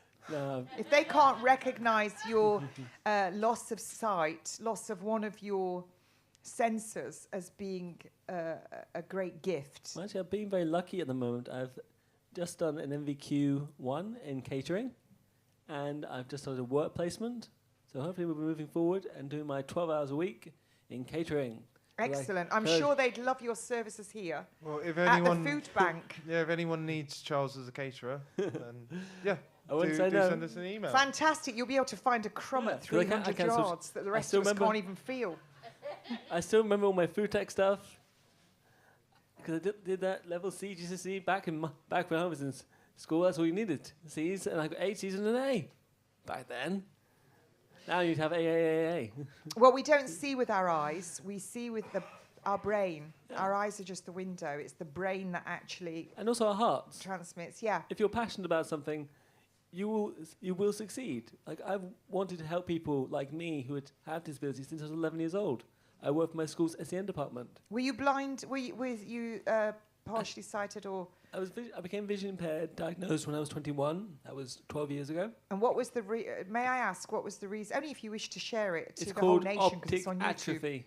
Pardon? called- Optic atrophy. So Yeah. atrophy means when something loses its tone, like my backside sat on this chair. So when we don't use our muscles, which we should all be doing some weight bearing. I actually do weights in my garage. The muscles atrophy. They don't disappear. They just lose tone. So your optic nerve Yeah. was losing its tone. Yeah, they found it was very pale when I was 21. First time I remember ever doing a colour blindness test. They said, Charles, Can I ask what year you were born, sir? 1991. Sorry? 1991 was the year I was born. 1991. Can you imagine the amount of chemicals that Charles was exposed to in 1991 that would have caused atrophy of your optic Yeah. nerve? But things then came later. Like when I was in infant school, my mother was told to her face, "Oh, something's wrong with your child." Sent to SEN school, and in the 90s that was suicide for your child. I'm sorry to hear that. But I wasn't. I'm- I got to state school, got to college, got to uni. I have a degree in creative expressive therapies. So I got pretty far. I've done, I say, 9 years in the care sector. Well, that's fantastic, and I think we should all give Charles a big round of Thank applause. you, thank you. Thank you. Never And let thank you, anyone hold Charles. back. We've got to get some. I think you should do your own. I really do think you should get on Instagram and Thanks. TikTok, and I think you should do your own little 30-second videos. I really do. Thank you. And speak out for those like yourself, because it's just one of the sensors. But thank you so much for sharing that with us, and your diagnosis as well. I think that was really admirable. Just remember, everyone, no one can hold you back but you. That's the key thing important. You are the only person who can really hold you back. I'm sorry, we do have to move on because we've got some other questions coming up and we're running Thank you short so on much, time. Charles. Thank you. Thank you, Charles. Hey, Kate, so fantastic talk. Really, Oh, thank you. Thank you Is so that a much. cat on your T-shirt? What is that? Oh, that's so it's Oh, it's a cow. It's a cow.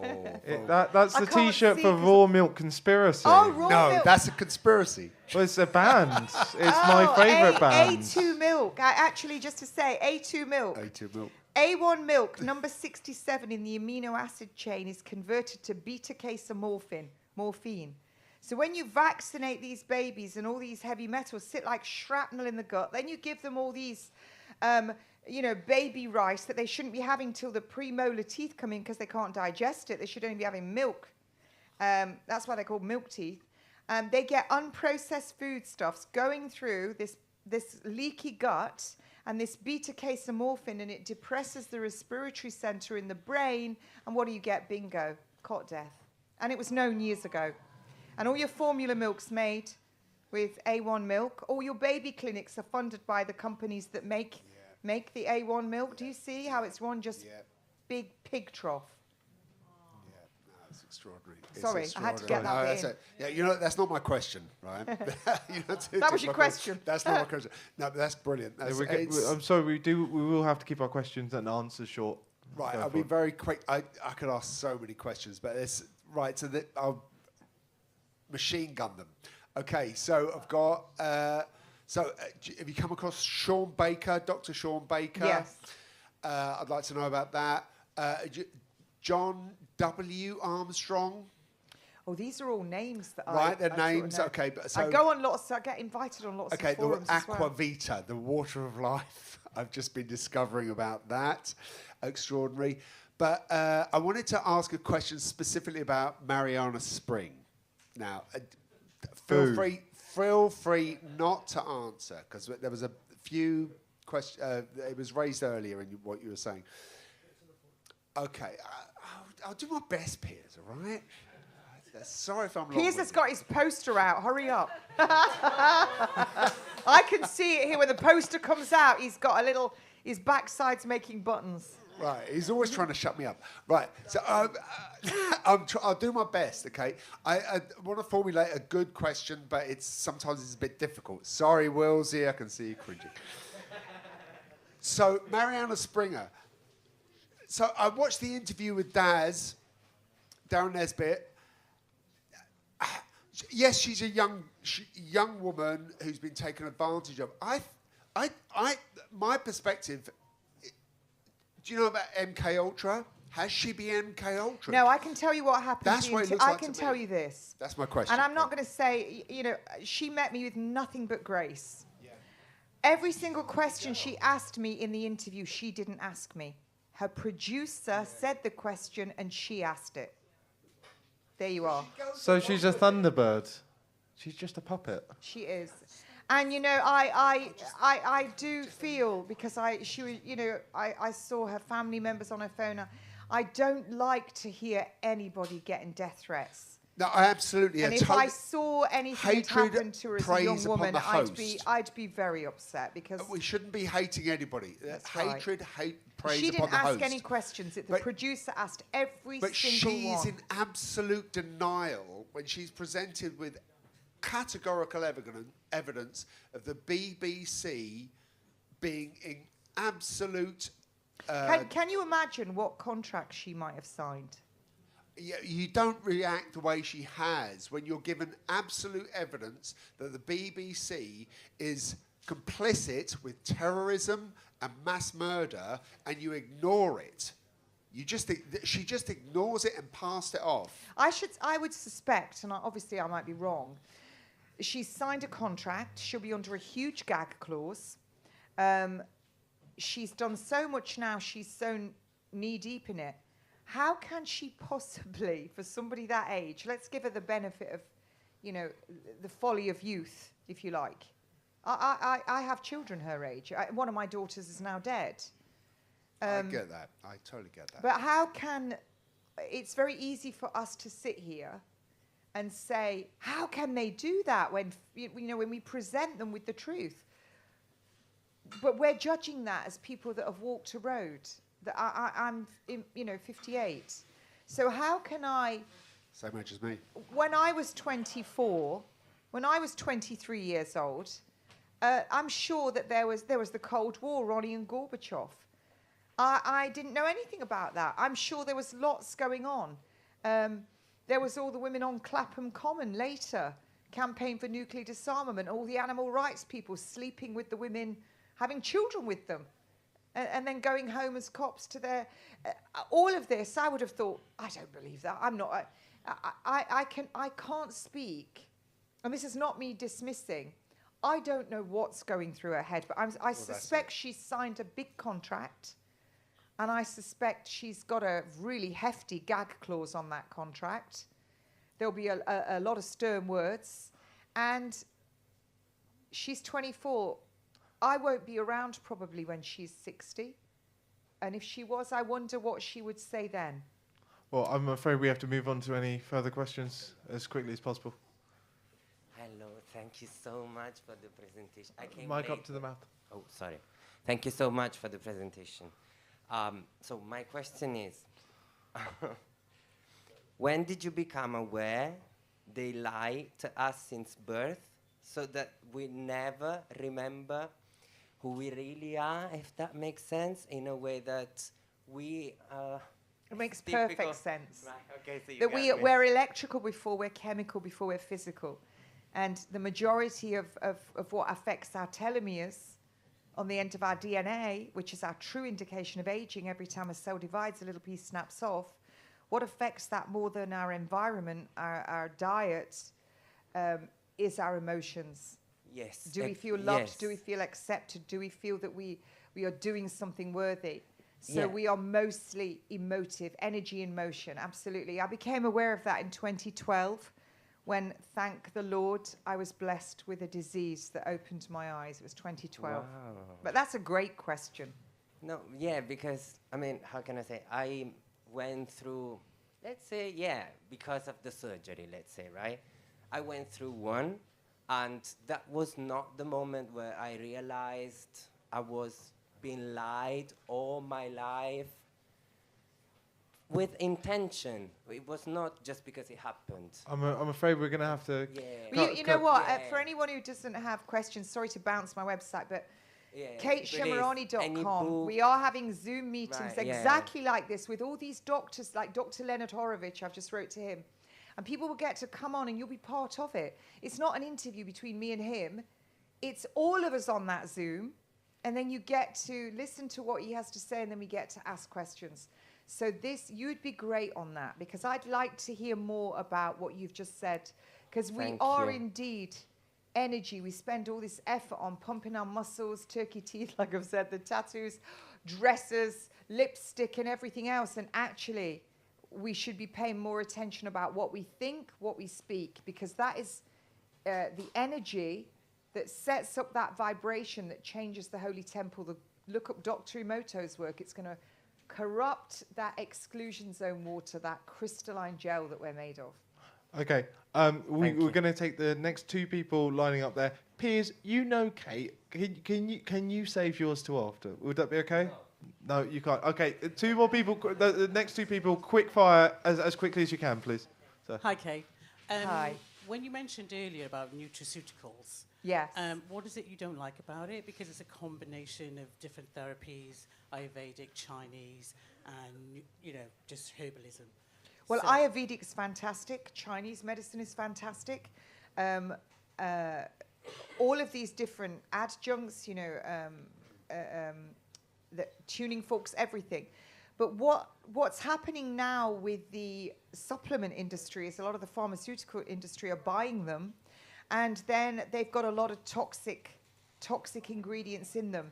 So it's important that everybody understands what the toxins are that are in them, how long you're going to take them for, does the benefit of what you're taking, does it outweigh the risk of the toxins that are in there? And I think this is where we have to all use the devil's tool, Tinternet, and get a little book, and when you find a supplement, write down each of the ingredients that are in it and write it in your little book. Research that ingredient to find out if that's toxic, and you'll very quickly learn when you're looking for supplements what are clean ones and what are bad. That's what I mean. And people are not getting the basics that supplements, the clue is in the title. They are to supplement a natural diet, natural living. They're not to go out and eat McDonald's and, just drink and smoke and not go to bed before midnight and then go and take a multivitamin. It's not going to cut it. People need to get back to the best thing that you can do is eat and sleep the right things in the right things. So that's what I mean. It's getting hijacked because people are seeing it as making a lot of money now. I was going to say, yeah, definitely, because, I sort of did a short course with David Crow, and he's sort of like a guru within that world. And they are sort of really, really extracting the nutrients from every herb, every, plant, everything, I'm afraid we've got to move on to the next question. I'm okay. terribly And sorry. that's a great thing to Yeah. finish on. I'll just say, take the food, eat the herbs, grow the herbs. Exactly. Try not to rely on a supplement, somebody else extracting it.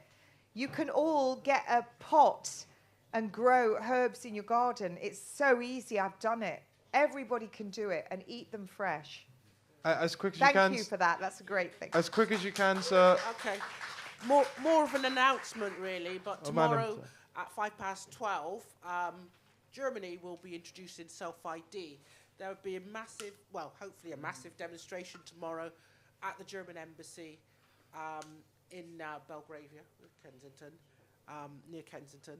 And that's all I have to say. Cool. And very, very, very quickly, Piers.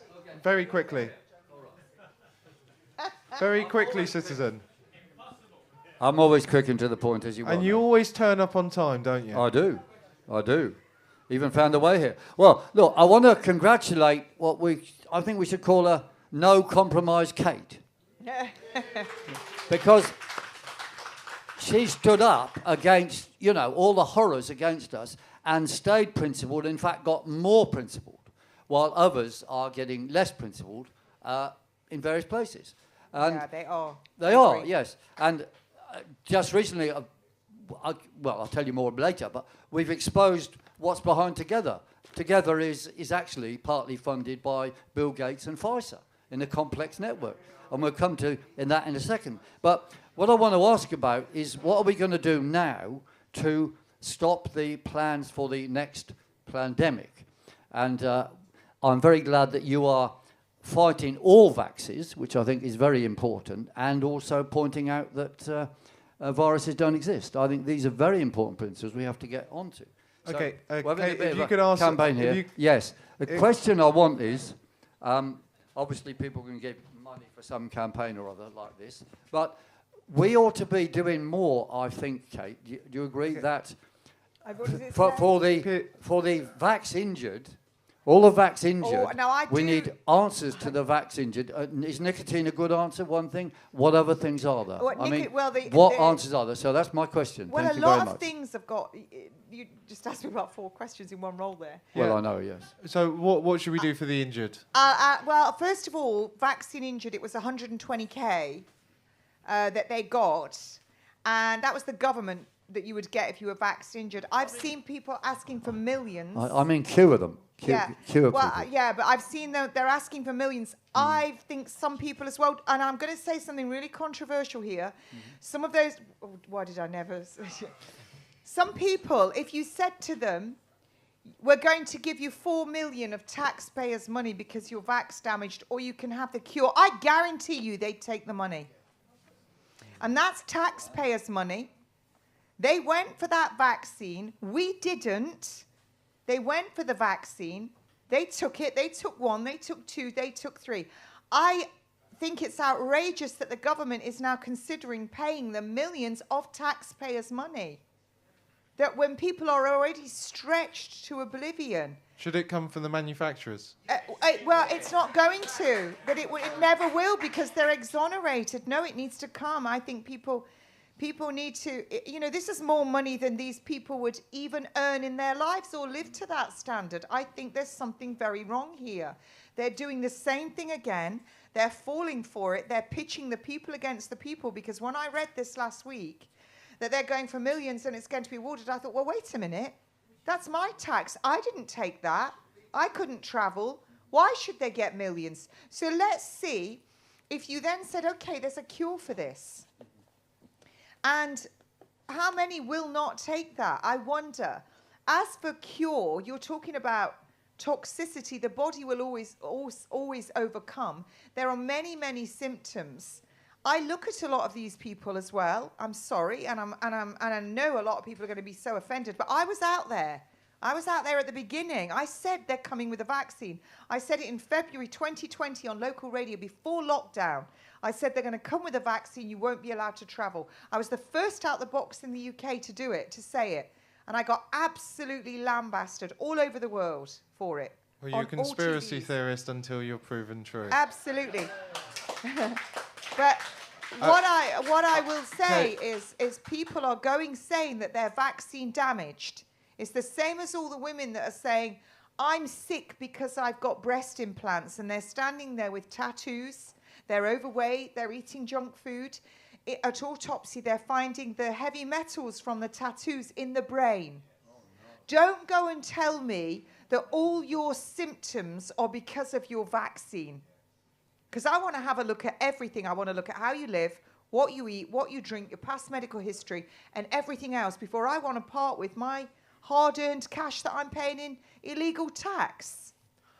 So I think we have to be really careful here because we're getting led down another route of a dichotomy. Absolutely. Kate, I'm afraid we're going to have to. We're I hope going that to was have, a good answer. I think we are going to have a presentation of your painting from our new upcoming I wore the same frock on podcast purpose. series on Resistance GB. 1,000 Words with Jake Fern, which will be coming up starting in December with David Icke.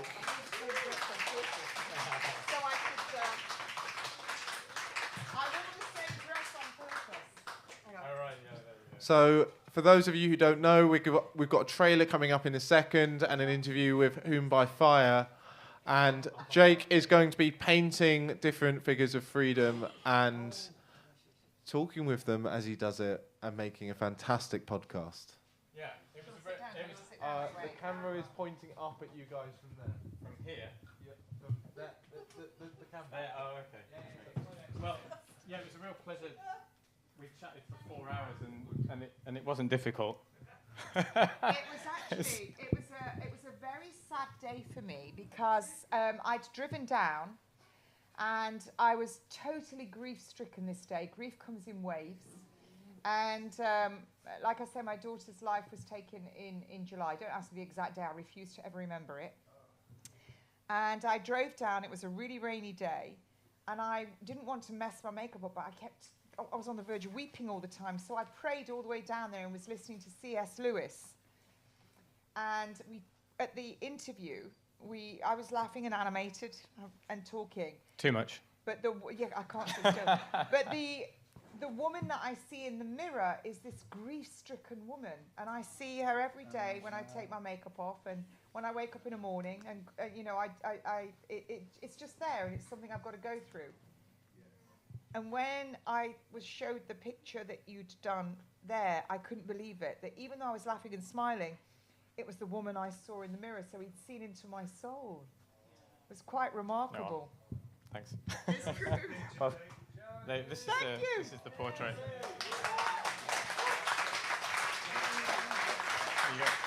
It's brilliant. I love it. Oh, Thank you. Fantastic. I'm going to get you to draw one of my daughter. So you can actually. I've wrote a prose for this at home that's going to go underneath it because it is. What I said to Jake at the time was it actually has wrapped all my grief up and locked it in. That's how I felt about it. Thank you so much. Thank you. Fabulous. Some of the key figures in the movement, as you've never seen them before, painted by me, Jake Fern, with half of my brain concentrating on making a painting and half my brain concentrating on having a conversation. Do I succeed at either or both? You be the judge. Tune in on Tuesday the 17th of December for the first instalment of Resistance GB's 1,000 Words with David Icke. Oh, there you go. Oh, that's far better than I thought.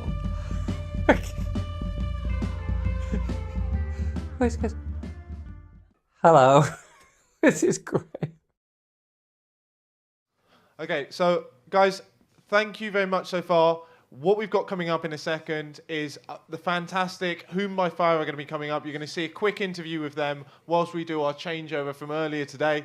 And then we're going to be back and we're going to be celebrating and listening to some fantastic music. Doesn't this look fantastic? Right. And can I again shout out Edible London, and I've got to say all the proceeds from the door are going to them. You're going to see an advert for them. Absolute awake heroes. They are fantastic and feeding lots and lots and lots of people. So just a credit to this venue who stand up for free speech. Sonny, well done. Well done to you. You are the guy. An absolute hero. You saved all of this. This is our guy. Okay. Enjoy. So I'm joined by a fantastic freedom band, Whom by Fire, cancelled by the Church of England.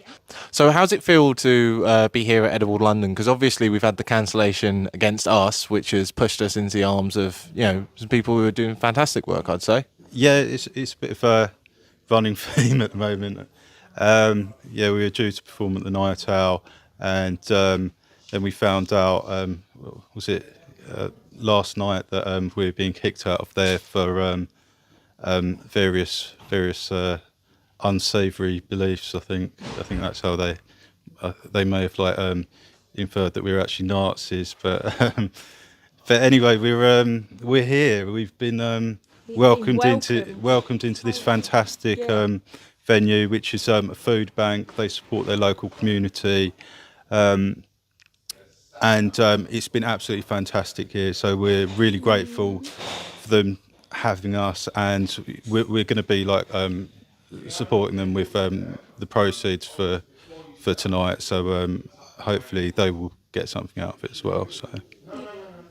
And this definitely wasn't due to you goose stepping all around the building previously. I'm pretty sure nobody actually saw me do that. So. So why do you think so many people are giving in to cancellations, especially the church, which is meant to be taking a serious stance against it, and with the Bible and everything? Well, cowardice mainly. I mean, the Pride lobby, they do have a lot of influence over certain parts of the church, and I mean, we know the church that we got cancelled from. Pride hold a lot of events there, so it's like a community hub. Yeah, and it was certainly implied that Pride had actually threatened the church that if they hosted our event, that they would there would be repercussions for them. So yeah, it's quite alarming that Pride has such an influence over the church, over education, and various other things. Do you think it's all about money then? I don't know really. I'm sure some of it is about money. I think, money, virtue signalling. That they like to say that they're inclusive, although that it normally means the opposite if somebody says they're inclusive with regards to this sort of thing. Yeah. So you guys have done a load of freedom events this year. How's it been going around and touring the freedom crowd? Yeah, it's been largely really good. We've had some better than others. Sometimes the organisation hasn't always been that great, but I think that's because a lot of these this movement, they're sort of learning on their feet really. But it's been largely really, really positive, and we've loved it. Yeah, met some really lovely people as well. Yeah, feel like we've been really welcomed into the fold, the freedom fold, which has been lovely. And you've been down to Hope Sussex, of course, for their festival. Yeah. I mean, I think Hope Sussex has been our favourite place that we've been to. It's just got such a great energy, and everyone was just like so lovely. I love it there. So it's not down to the vibrating chairs. Oh no! Don't get on the vibrating chairs. Oh. Willsy's got a bit of a fetish for vibrating chairs. I've got the fetish, Dan. Well, you keep bringing it up. I'm sorry that we had to bin 20 minutes of interview because it was just about vibrating chairs, and you raised it. Gold. So, okay, you've been going to loads of freedom events this year. Where are you going coming up? What are you doing? So we're releasing our single today, which we think we're really excited about it. We think it's got a really good message. Can't wait for everyone to see it.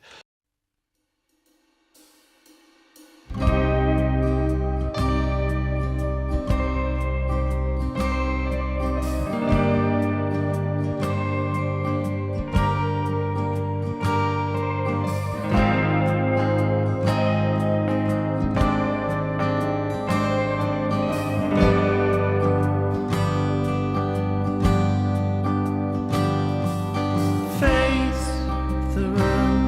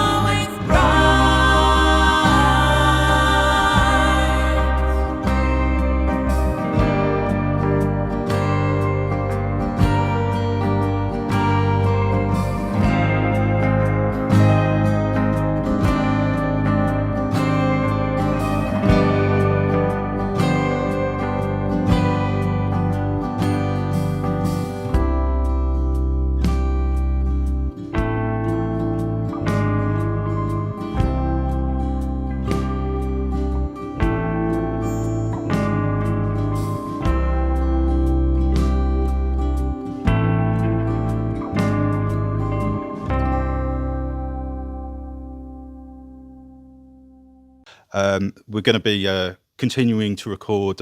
We're also going to be playing with a larger lineup as well. Yes, we're going to be performing with the Blockheads in December at Chinnery's, which we're really looking forward to. Yeah. December the 2nd, is that? 22nd. 22nd. Yeah.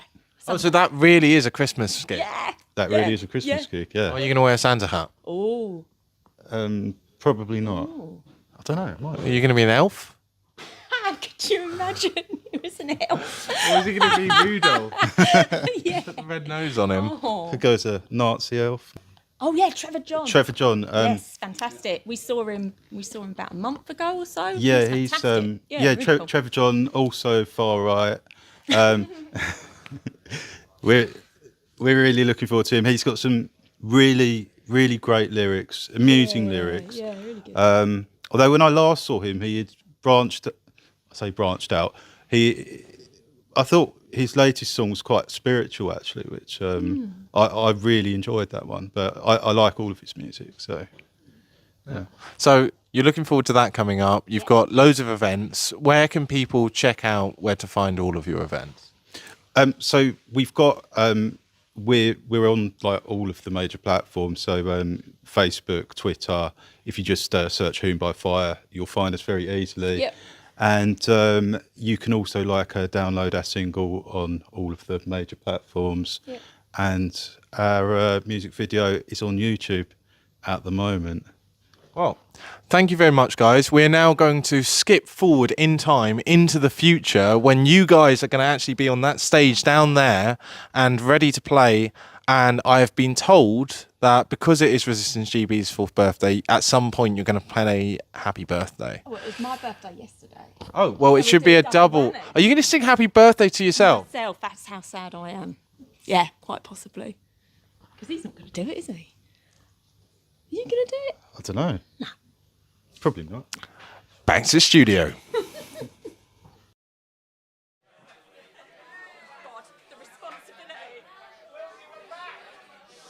Okay, hello. Could we have some quiet, please, ladies and gentlemen? I've got to give credit to the fantastic baker in the back of the room who has made us an amazing 4th birthday cake for Resistance GB.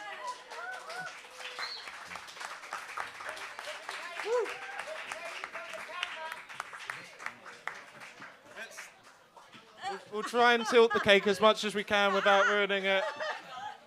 It smells so good. And I think we need to make a wish and blow out the candle.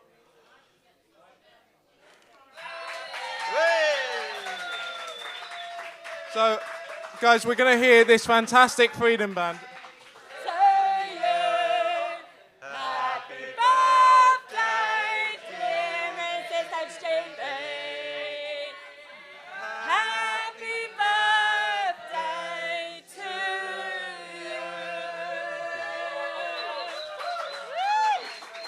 Everyone's going to tuck into this fantastic cake. We're going to hear the fantastic Whom by Fire. A big shout out to Edible London. Please, if you can, donate to them. If you want to support us to help us cover our costs, because we've been mullered by all of this. We've got Patreon, we've got Buy Me a Coffee, but please listen to these guys because they are absolutely fantastic and they're going to play for the rest of the night. Thank you for tuning in, everyone. Thank you. Oh, and I know that we've had a bit of problem with venues, but next month, the last Thursday of the month, Anna de Boussaret.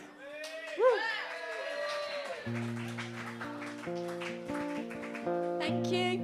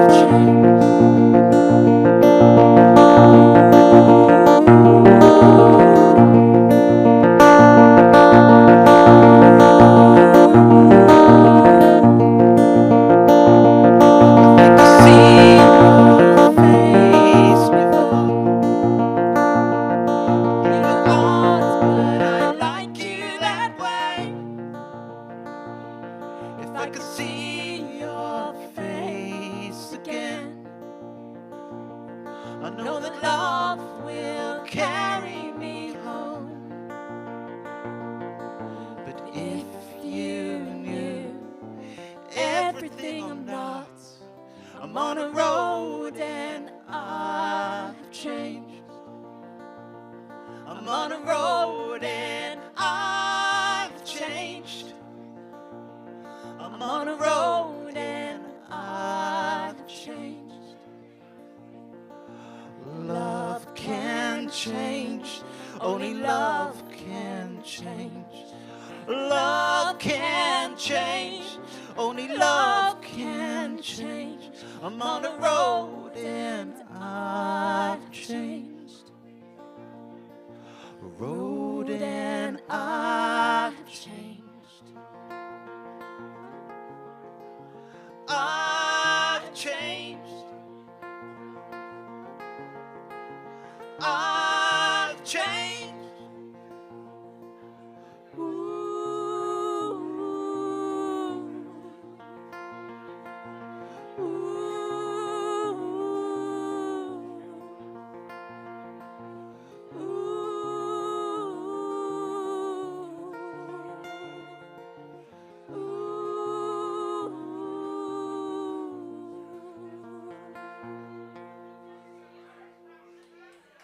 Thank you very much.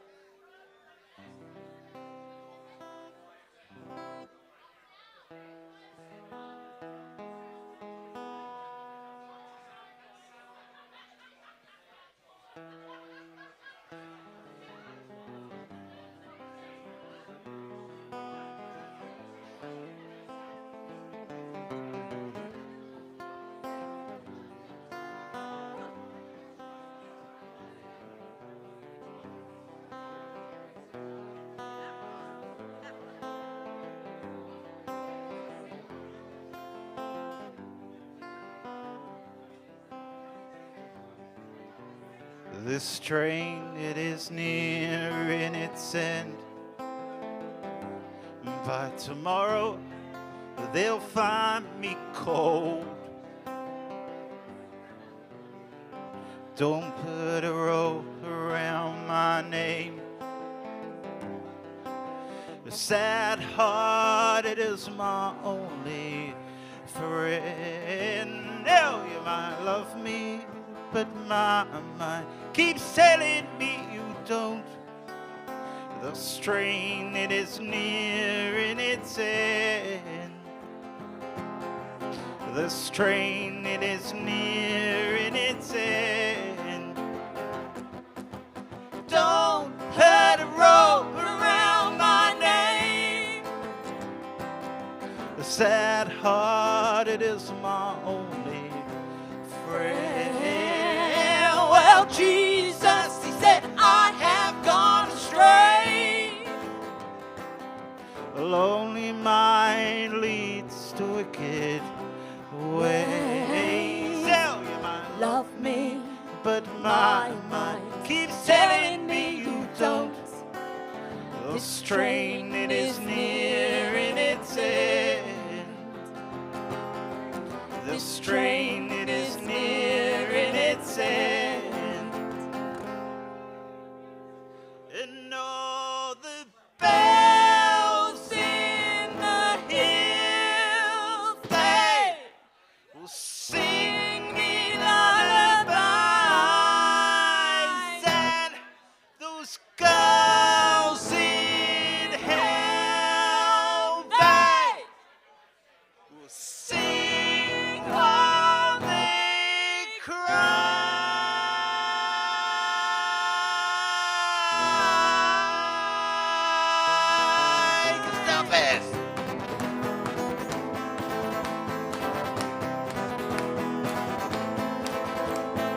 Don't shoot me down, I am undone. Don't shoot me down, I am undone. Don't shoot me down, I am undone. Don't shoot me down, I am undone.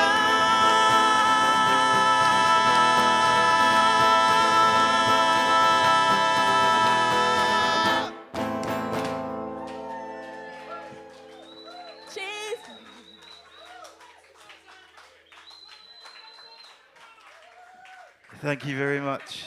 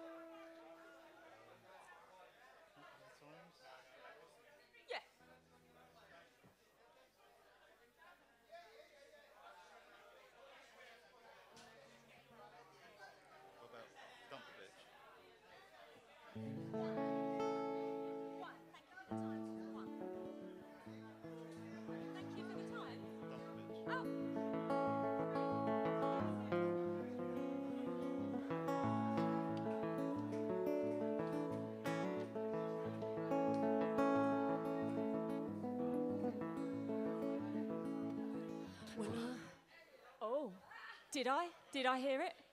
Well, you might have heard it. Yeah. Well, I heard you're leaving me tomorrow. Wasn't rehearsed.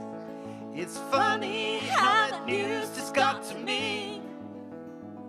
Well, I'll board the train before tomorrow. Gonna leave you before you leave me. Gonna leave you before you. Gonna leave you before you. Gonna leave you before you leave me. Gonna leave you before you. Gonna leave you before you. Gonna leave you before you leave me. There's an empty house that you left me. A faded rose to tell me you're not home. Well, you've gone, left me before tomorrow. Well, you left me before I left you. Well, you left me before I. You left me before I. You left me before I left you. You left me before I. You left me before I. You left me before I left you. Well, you left me before I. You left me before I. You left me before I left you. You left me before I. You left me before I. You left me before I left you. Thank you. Cheers.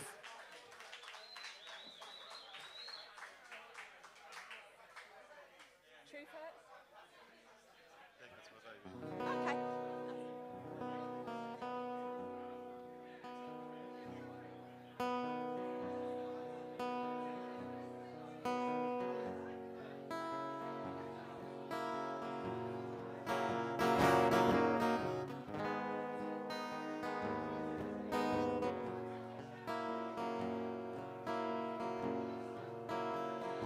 Oh, my son, have you lost your mind and your sanity? When I was a child, loved but did not win people are strange. When you love them, much stranger, you're like a lonely little lamb, all depressed but redeemed if she'll stay. What a thing to lose.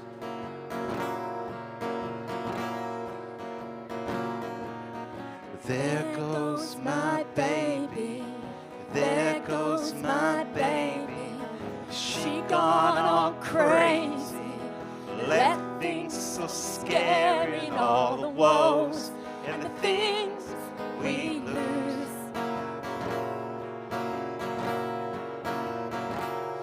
When your 7 brothers laughed at me, would have died if they looked at me. She is a saint, but not my salvation. If I was on fire, well, they would not piss on me like a lonely little lamb, all depressed but redeemed if she'll stay. What a thing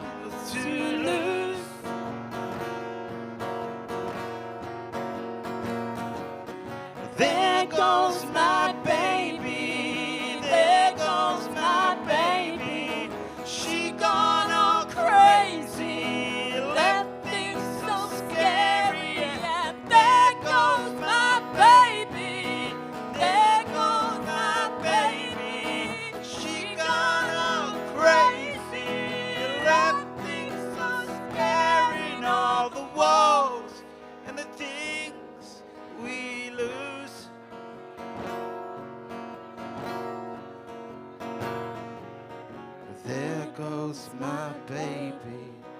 There goes my baby. She gone all crazy. Left things so scary in all the world. What a thing to lose. I would have tried if she'll stay. Thank you very much indeed.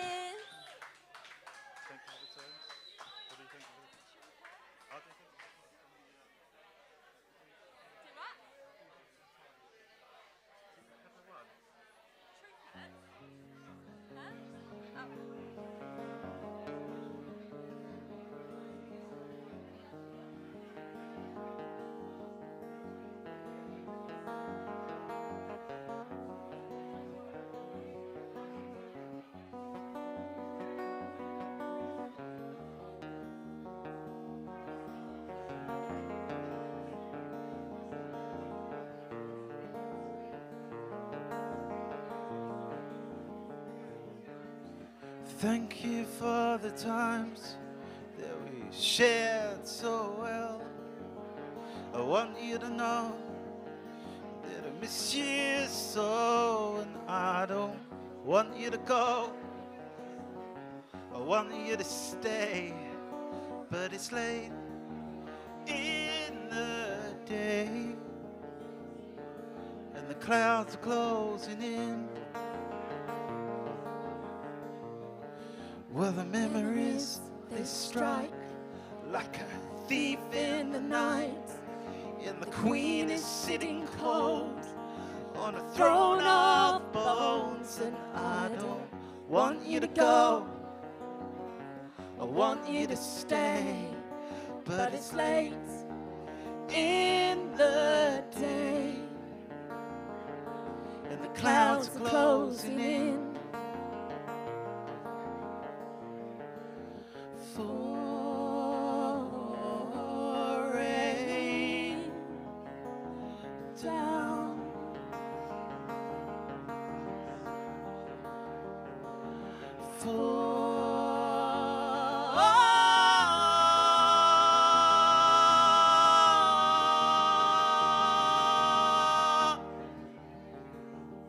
you're like a half-forgotten song, the melody I've sung, but the words have taken flight on a tornado, and I don't want you to go. I want you to stay, but it's late in the day, and the clouds closing in. For rain down,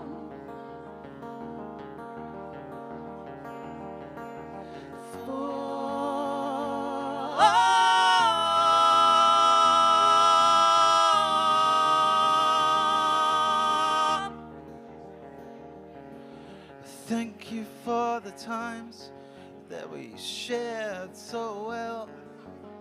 I want you to know that I miss you so.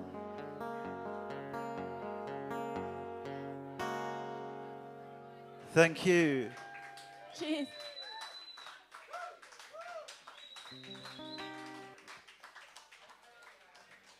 This next song we're going to play is called The Truth Hurts.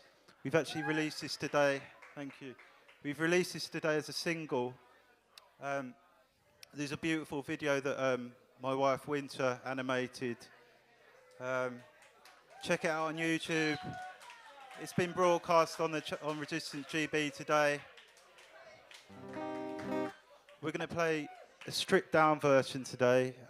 We had a bigger version planned, but I think as everyone knows, the original event was shut down, and so we're here. But like, we're so grateful for this venue for like hosting us tonight. And to be honest, you've treated us like royalty today, and like you've allowed us to like have our points of view, and it's fucking brilliant. So thank you guys.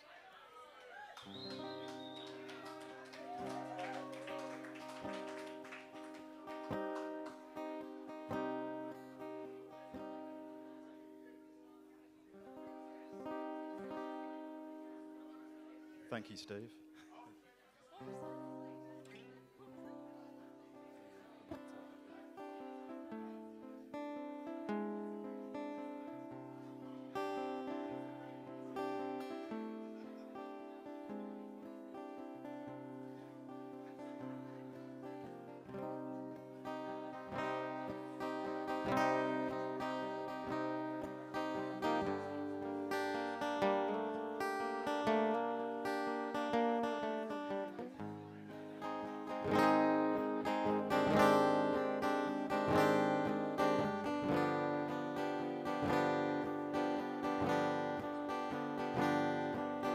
Face the room without fear.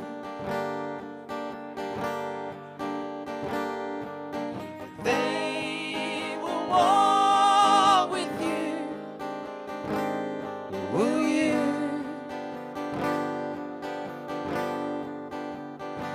You can't hate the world that you love in.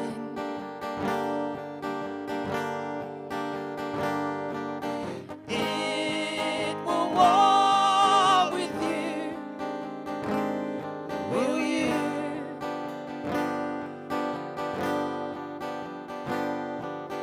Hate man or woman.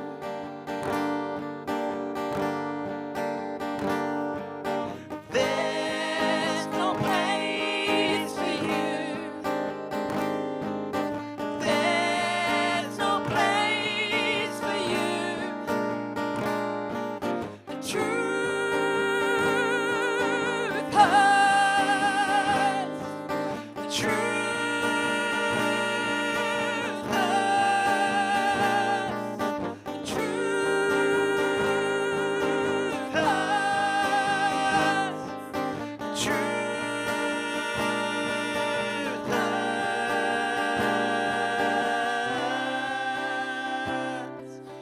Take what you want from the lies. 2 plus 2 don't make 5. The left brain ain't always right. Take what you want from the lies. 2 plus 2 don't make 5. The left brain ain't always right.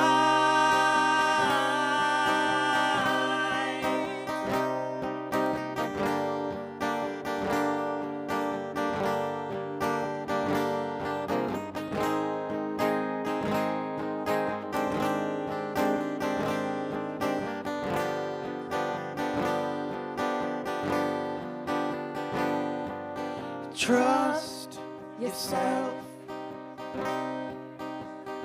not the science. They'll try to lock you down. Will you say no? Sons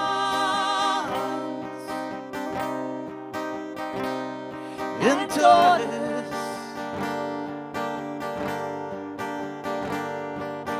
there's a war on you. There's a war on you. The truth hurts. The truth hurts. The truth hurts. The truth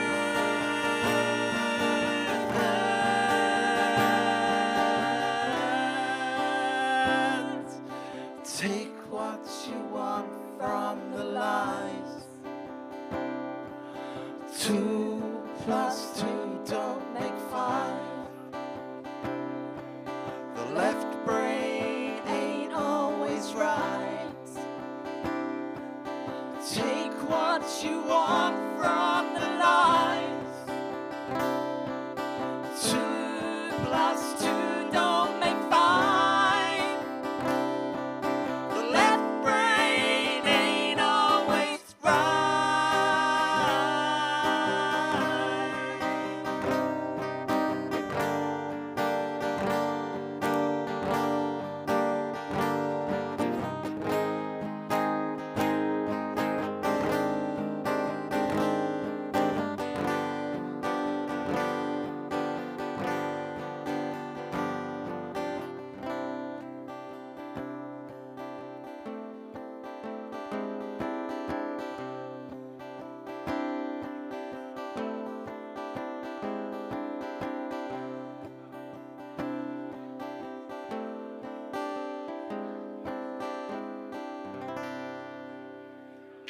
Thank you, guys. Thank you. If you like that song, please download it.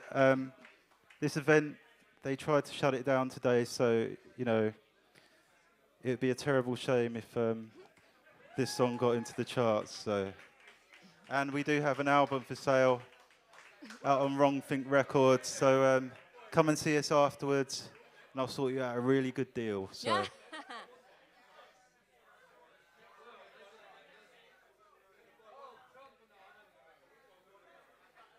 Who's talking about Trump? No politics. No politics here.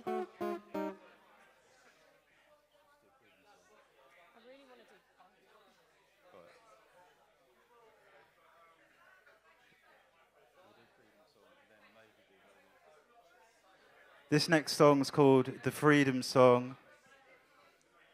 So we think that's a really important message, and because we're all Nazis in here, like, it's something we all support, clearly.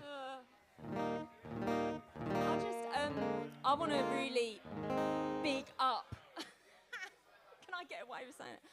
Orlando, who's been talking all this time.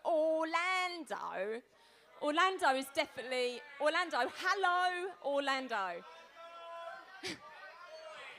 Oi, Orlando. I just want to say that Orlando has been... Orlando, other than edible, you have been my hero today. Swear to God, this man is like, if you've not seen him talk to people, like, it was absolutely incredible. It blew my mind. And it really is such a testament to talking and discussing and just not being closed off, being open-minded and accepting other people's points of view. And this man, he just, in action today, it was such an incredible thing to see. It really was. So thank you so much.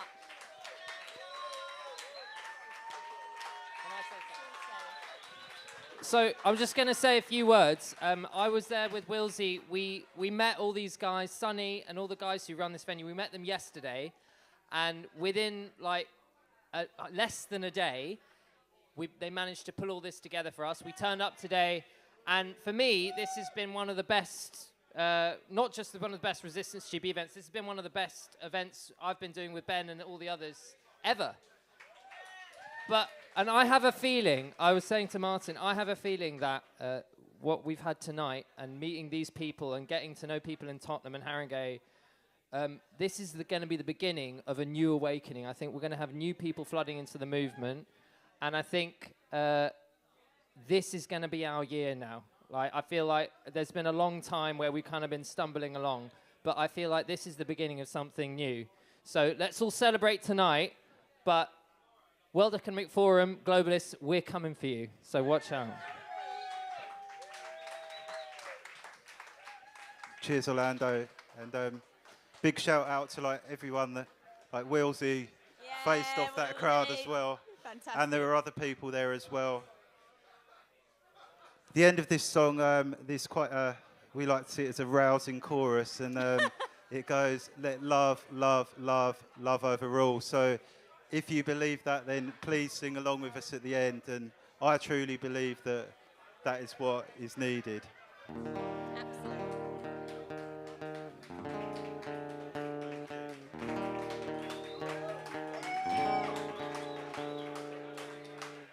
I heard you sing of freedom, and it moved me like chains that cannot bind you, like flames that can't consume you.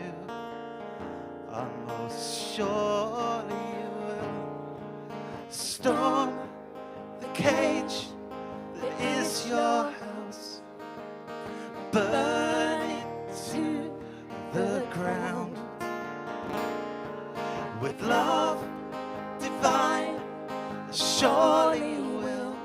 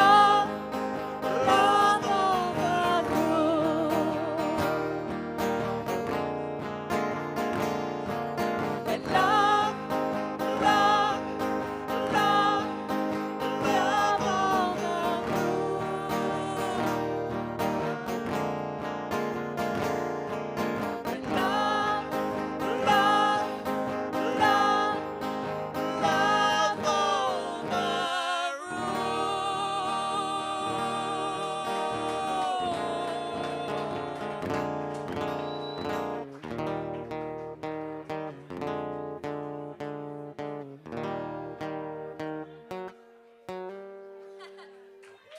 you. Thank you so much. Thank you. Thank you.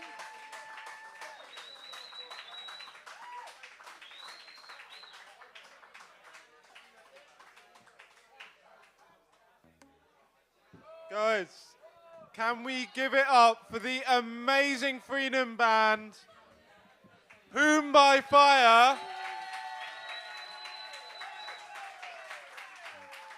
with whom we face down a thuggish, Mosleyite, black-shirted fascist mob and watch them run away. Freedom will overcome fascism. We will not be shut down by thugs, by yobs. We will continue, and credit to Edible London for hosting this. Honestly, credit to Sonny. I think we're going to have him on the podcast next week because he's got an amazing story to tell. Thank you to everyone who's watched. But before you go, we have to announce we're not 100% on the venue. We hope we can have it here next month. But our fantastic guest is going to be the one, the only, Anna de Busseret. So that will be the last Thursday of next month, which I am just double checking, is the... It is the 28th. The 28th of November. That will be our next Resistance GB Live. I hope you've seen that despite everything, this has been amazing. And all of you watching, we want you to come down. Please support Edible London. If you want to support us because we've lost a packet of this, support us on our Patreon or on our Buy Me a Coffee. Links are up. But thank you very much for being here. Thank you to Orlando. Thank you to Sonny. Thank you to Angel. Thank you to Steve with all of his miracles, and Ben and everyone who's been in here to make this event go ahead, because we won't be intimidated and we will bring freedom people together with freedom journalism, freedom music, and hopefully... And thank you to all of the volunteers at Edible London. The biggest round of applause has to be these guys. And can I also thank the Keep as well, or Billy Mulligan's Olympia, because they were also, last minute, they said, we can do this. We had to go with here because it was close by, but thank you to them as well. An amazing shout out, and thank you to all of you. Thank you, thank you, thank you. And we'll catch you very soon. Our next live event, come down to it. All the details will be put out. Thank you very much. Happy birthday!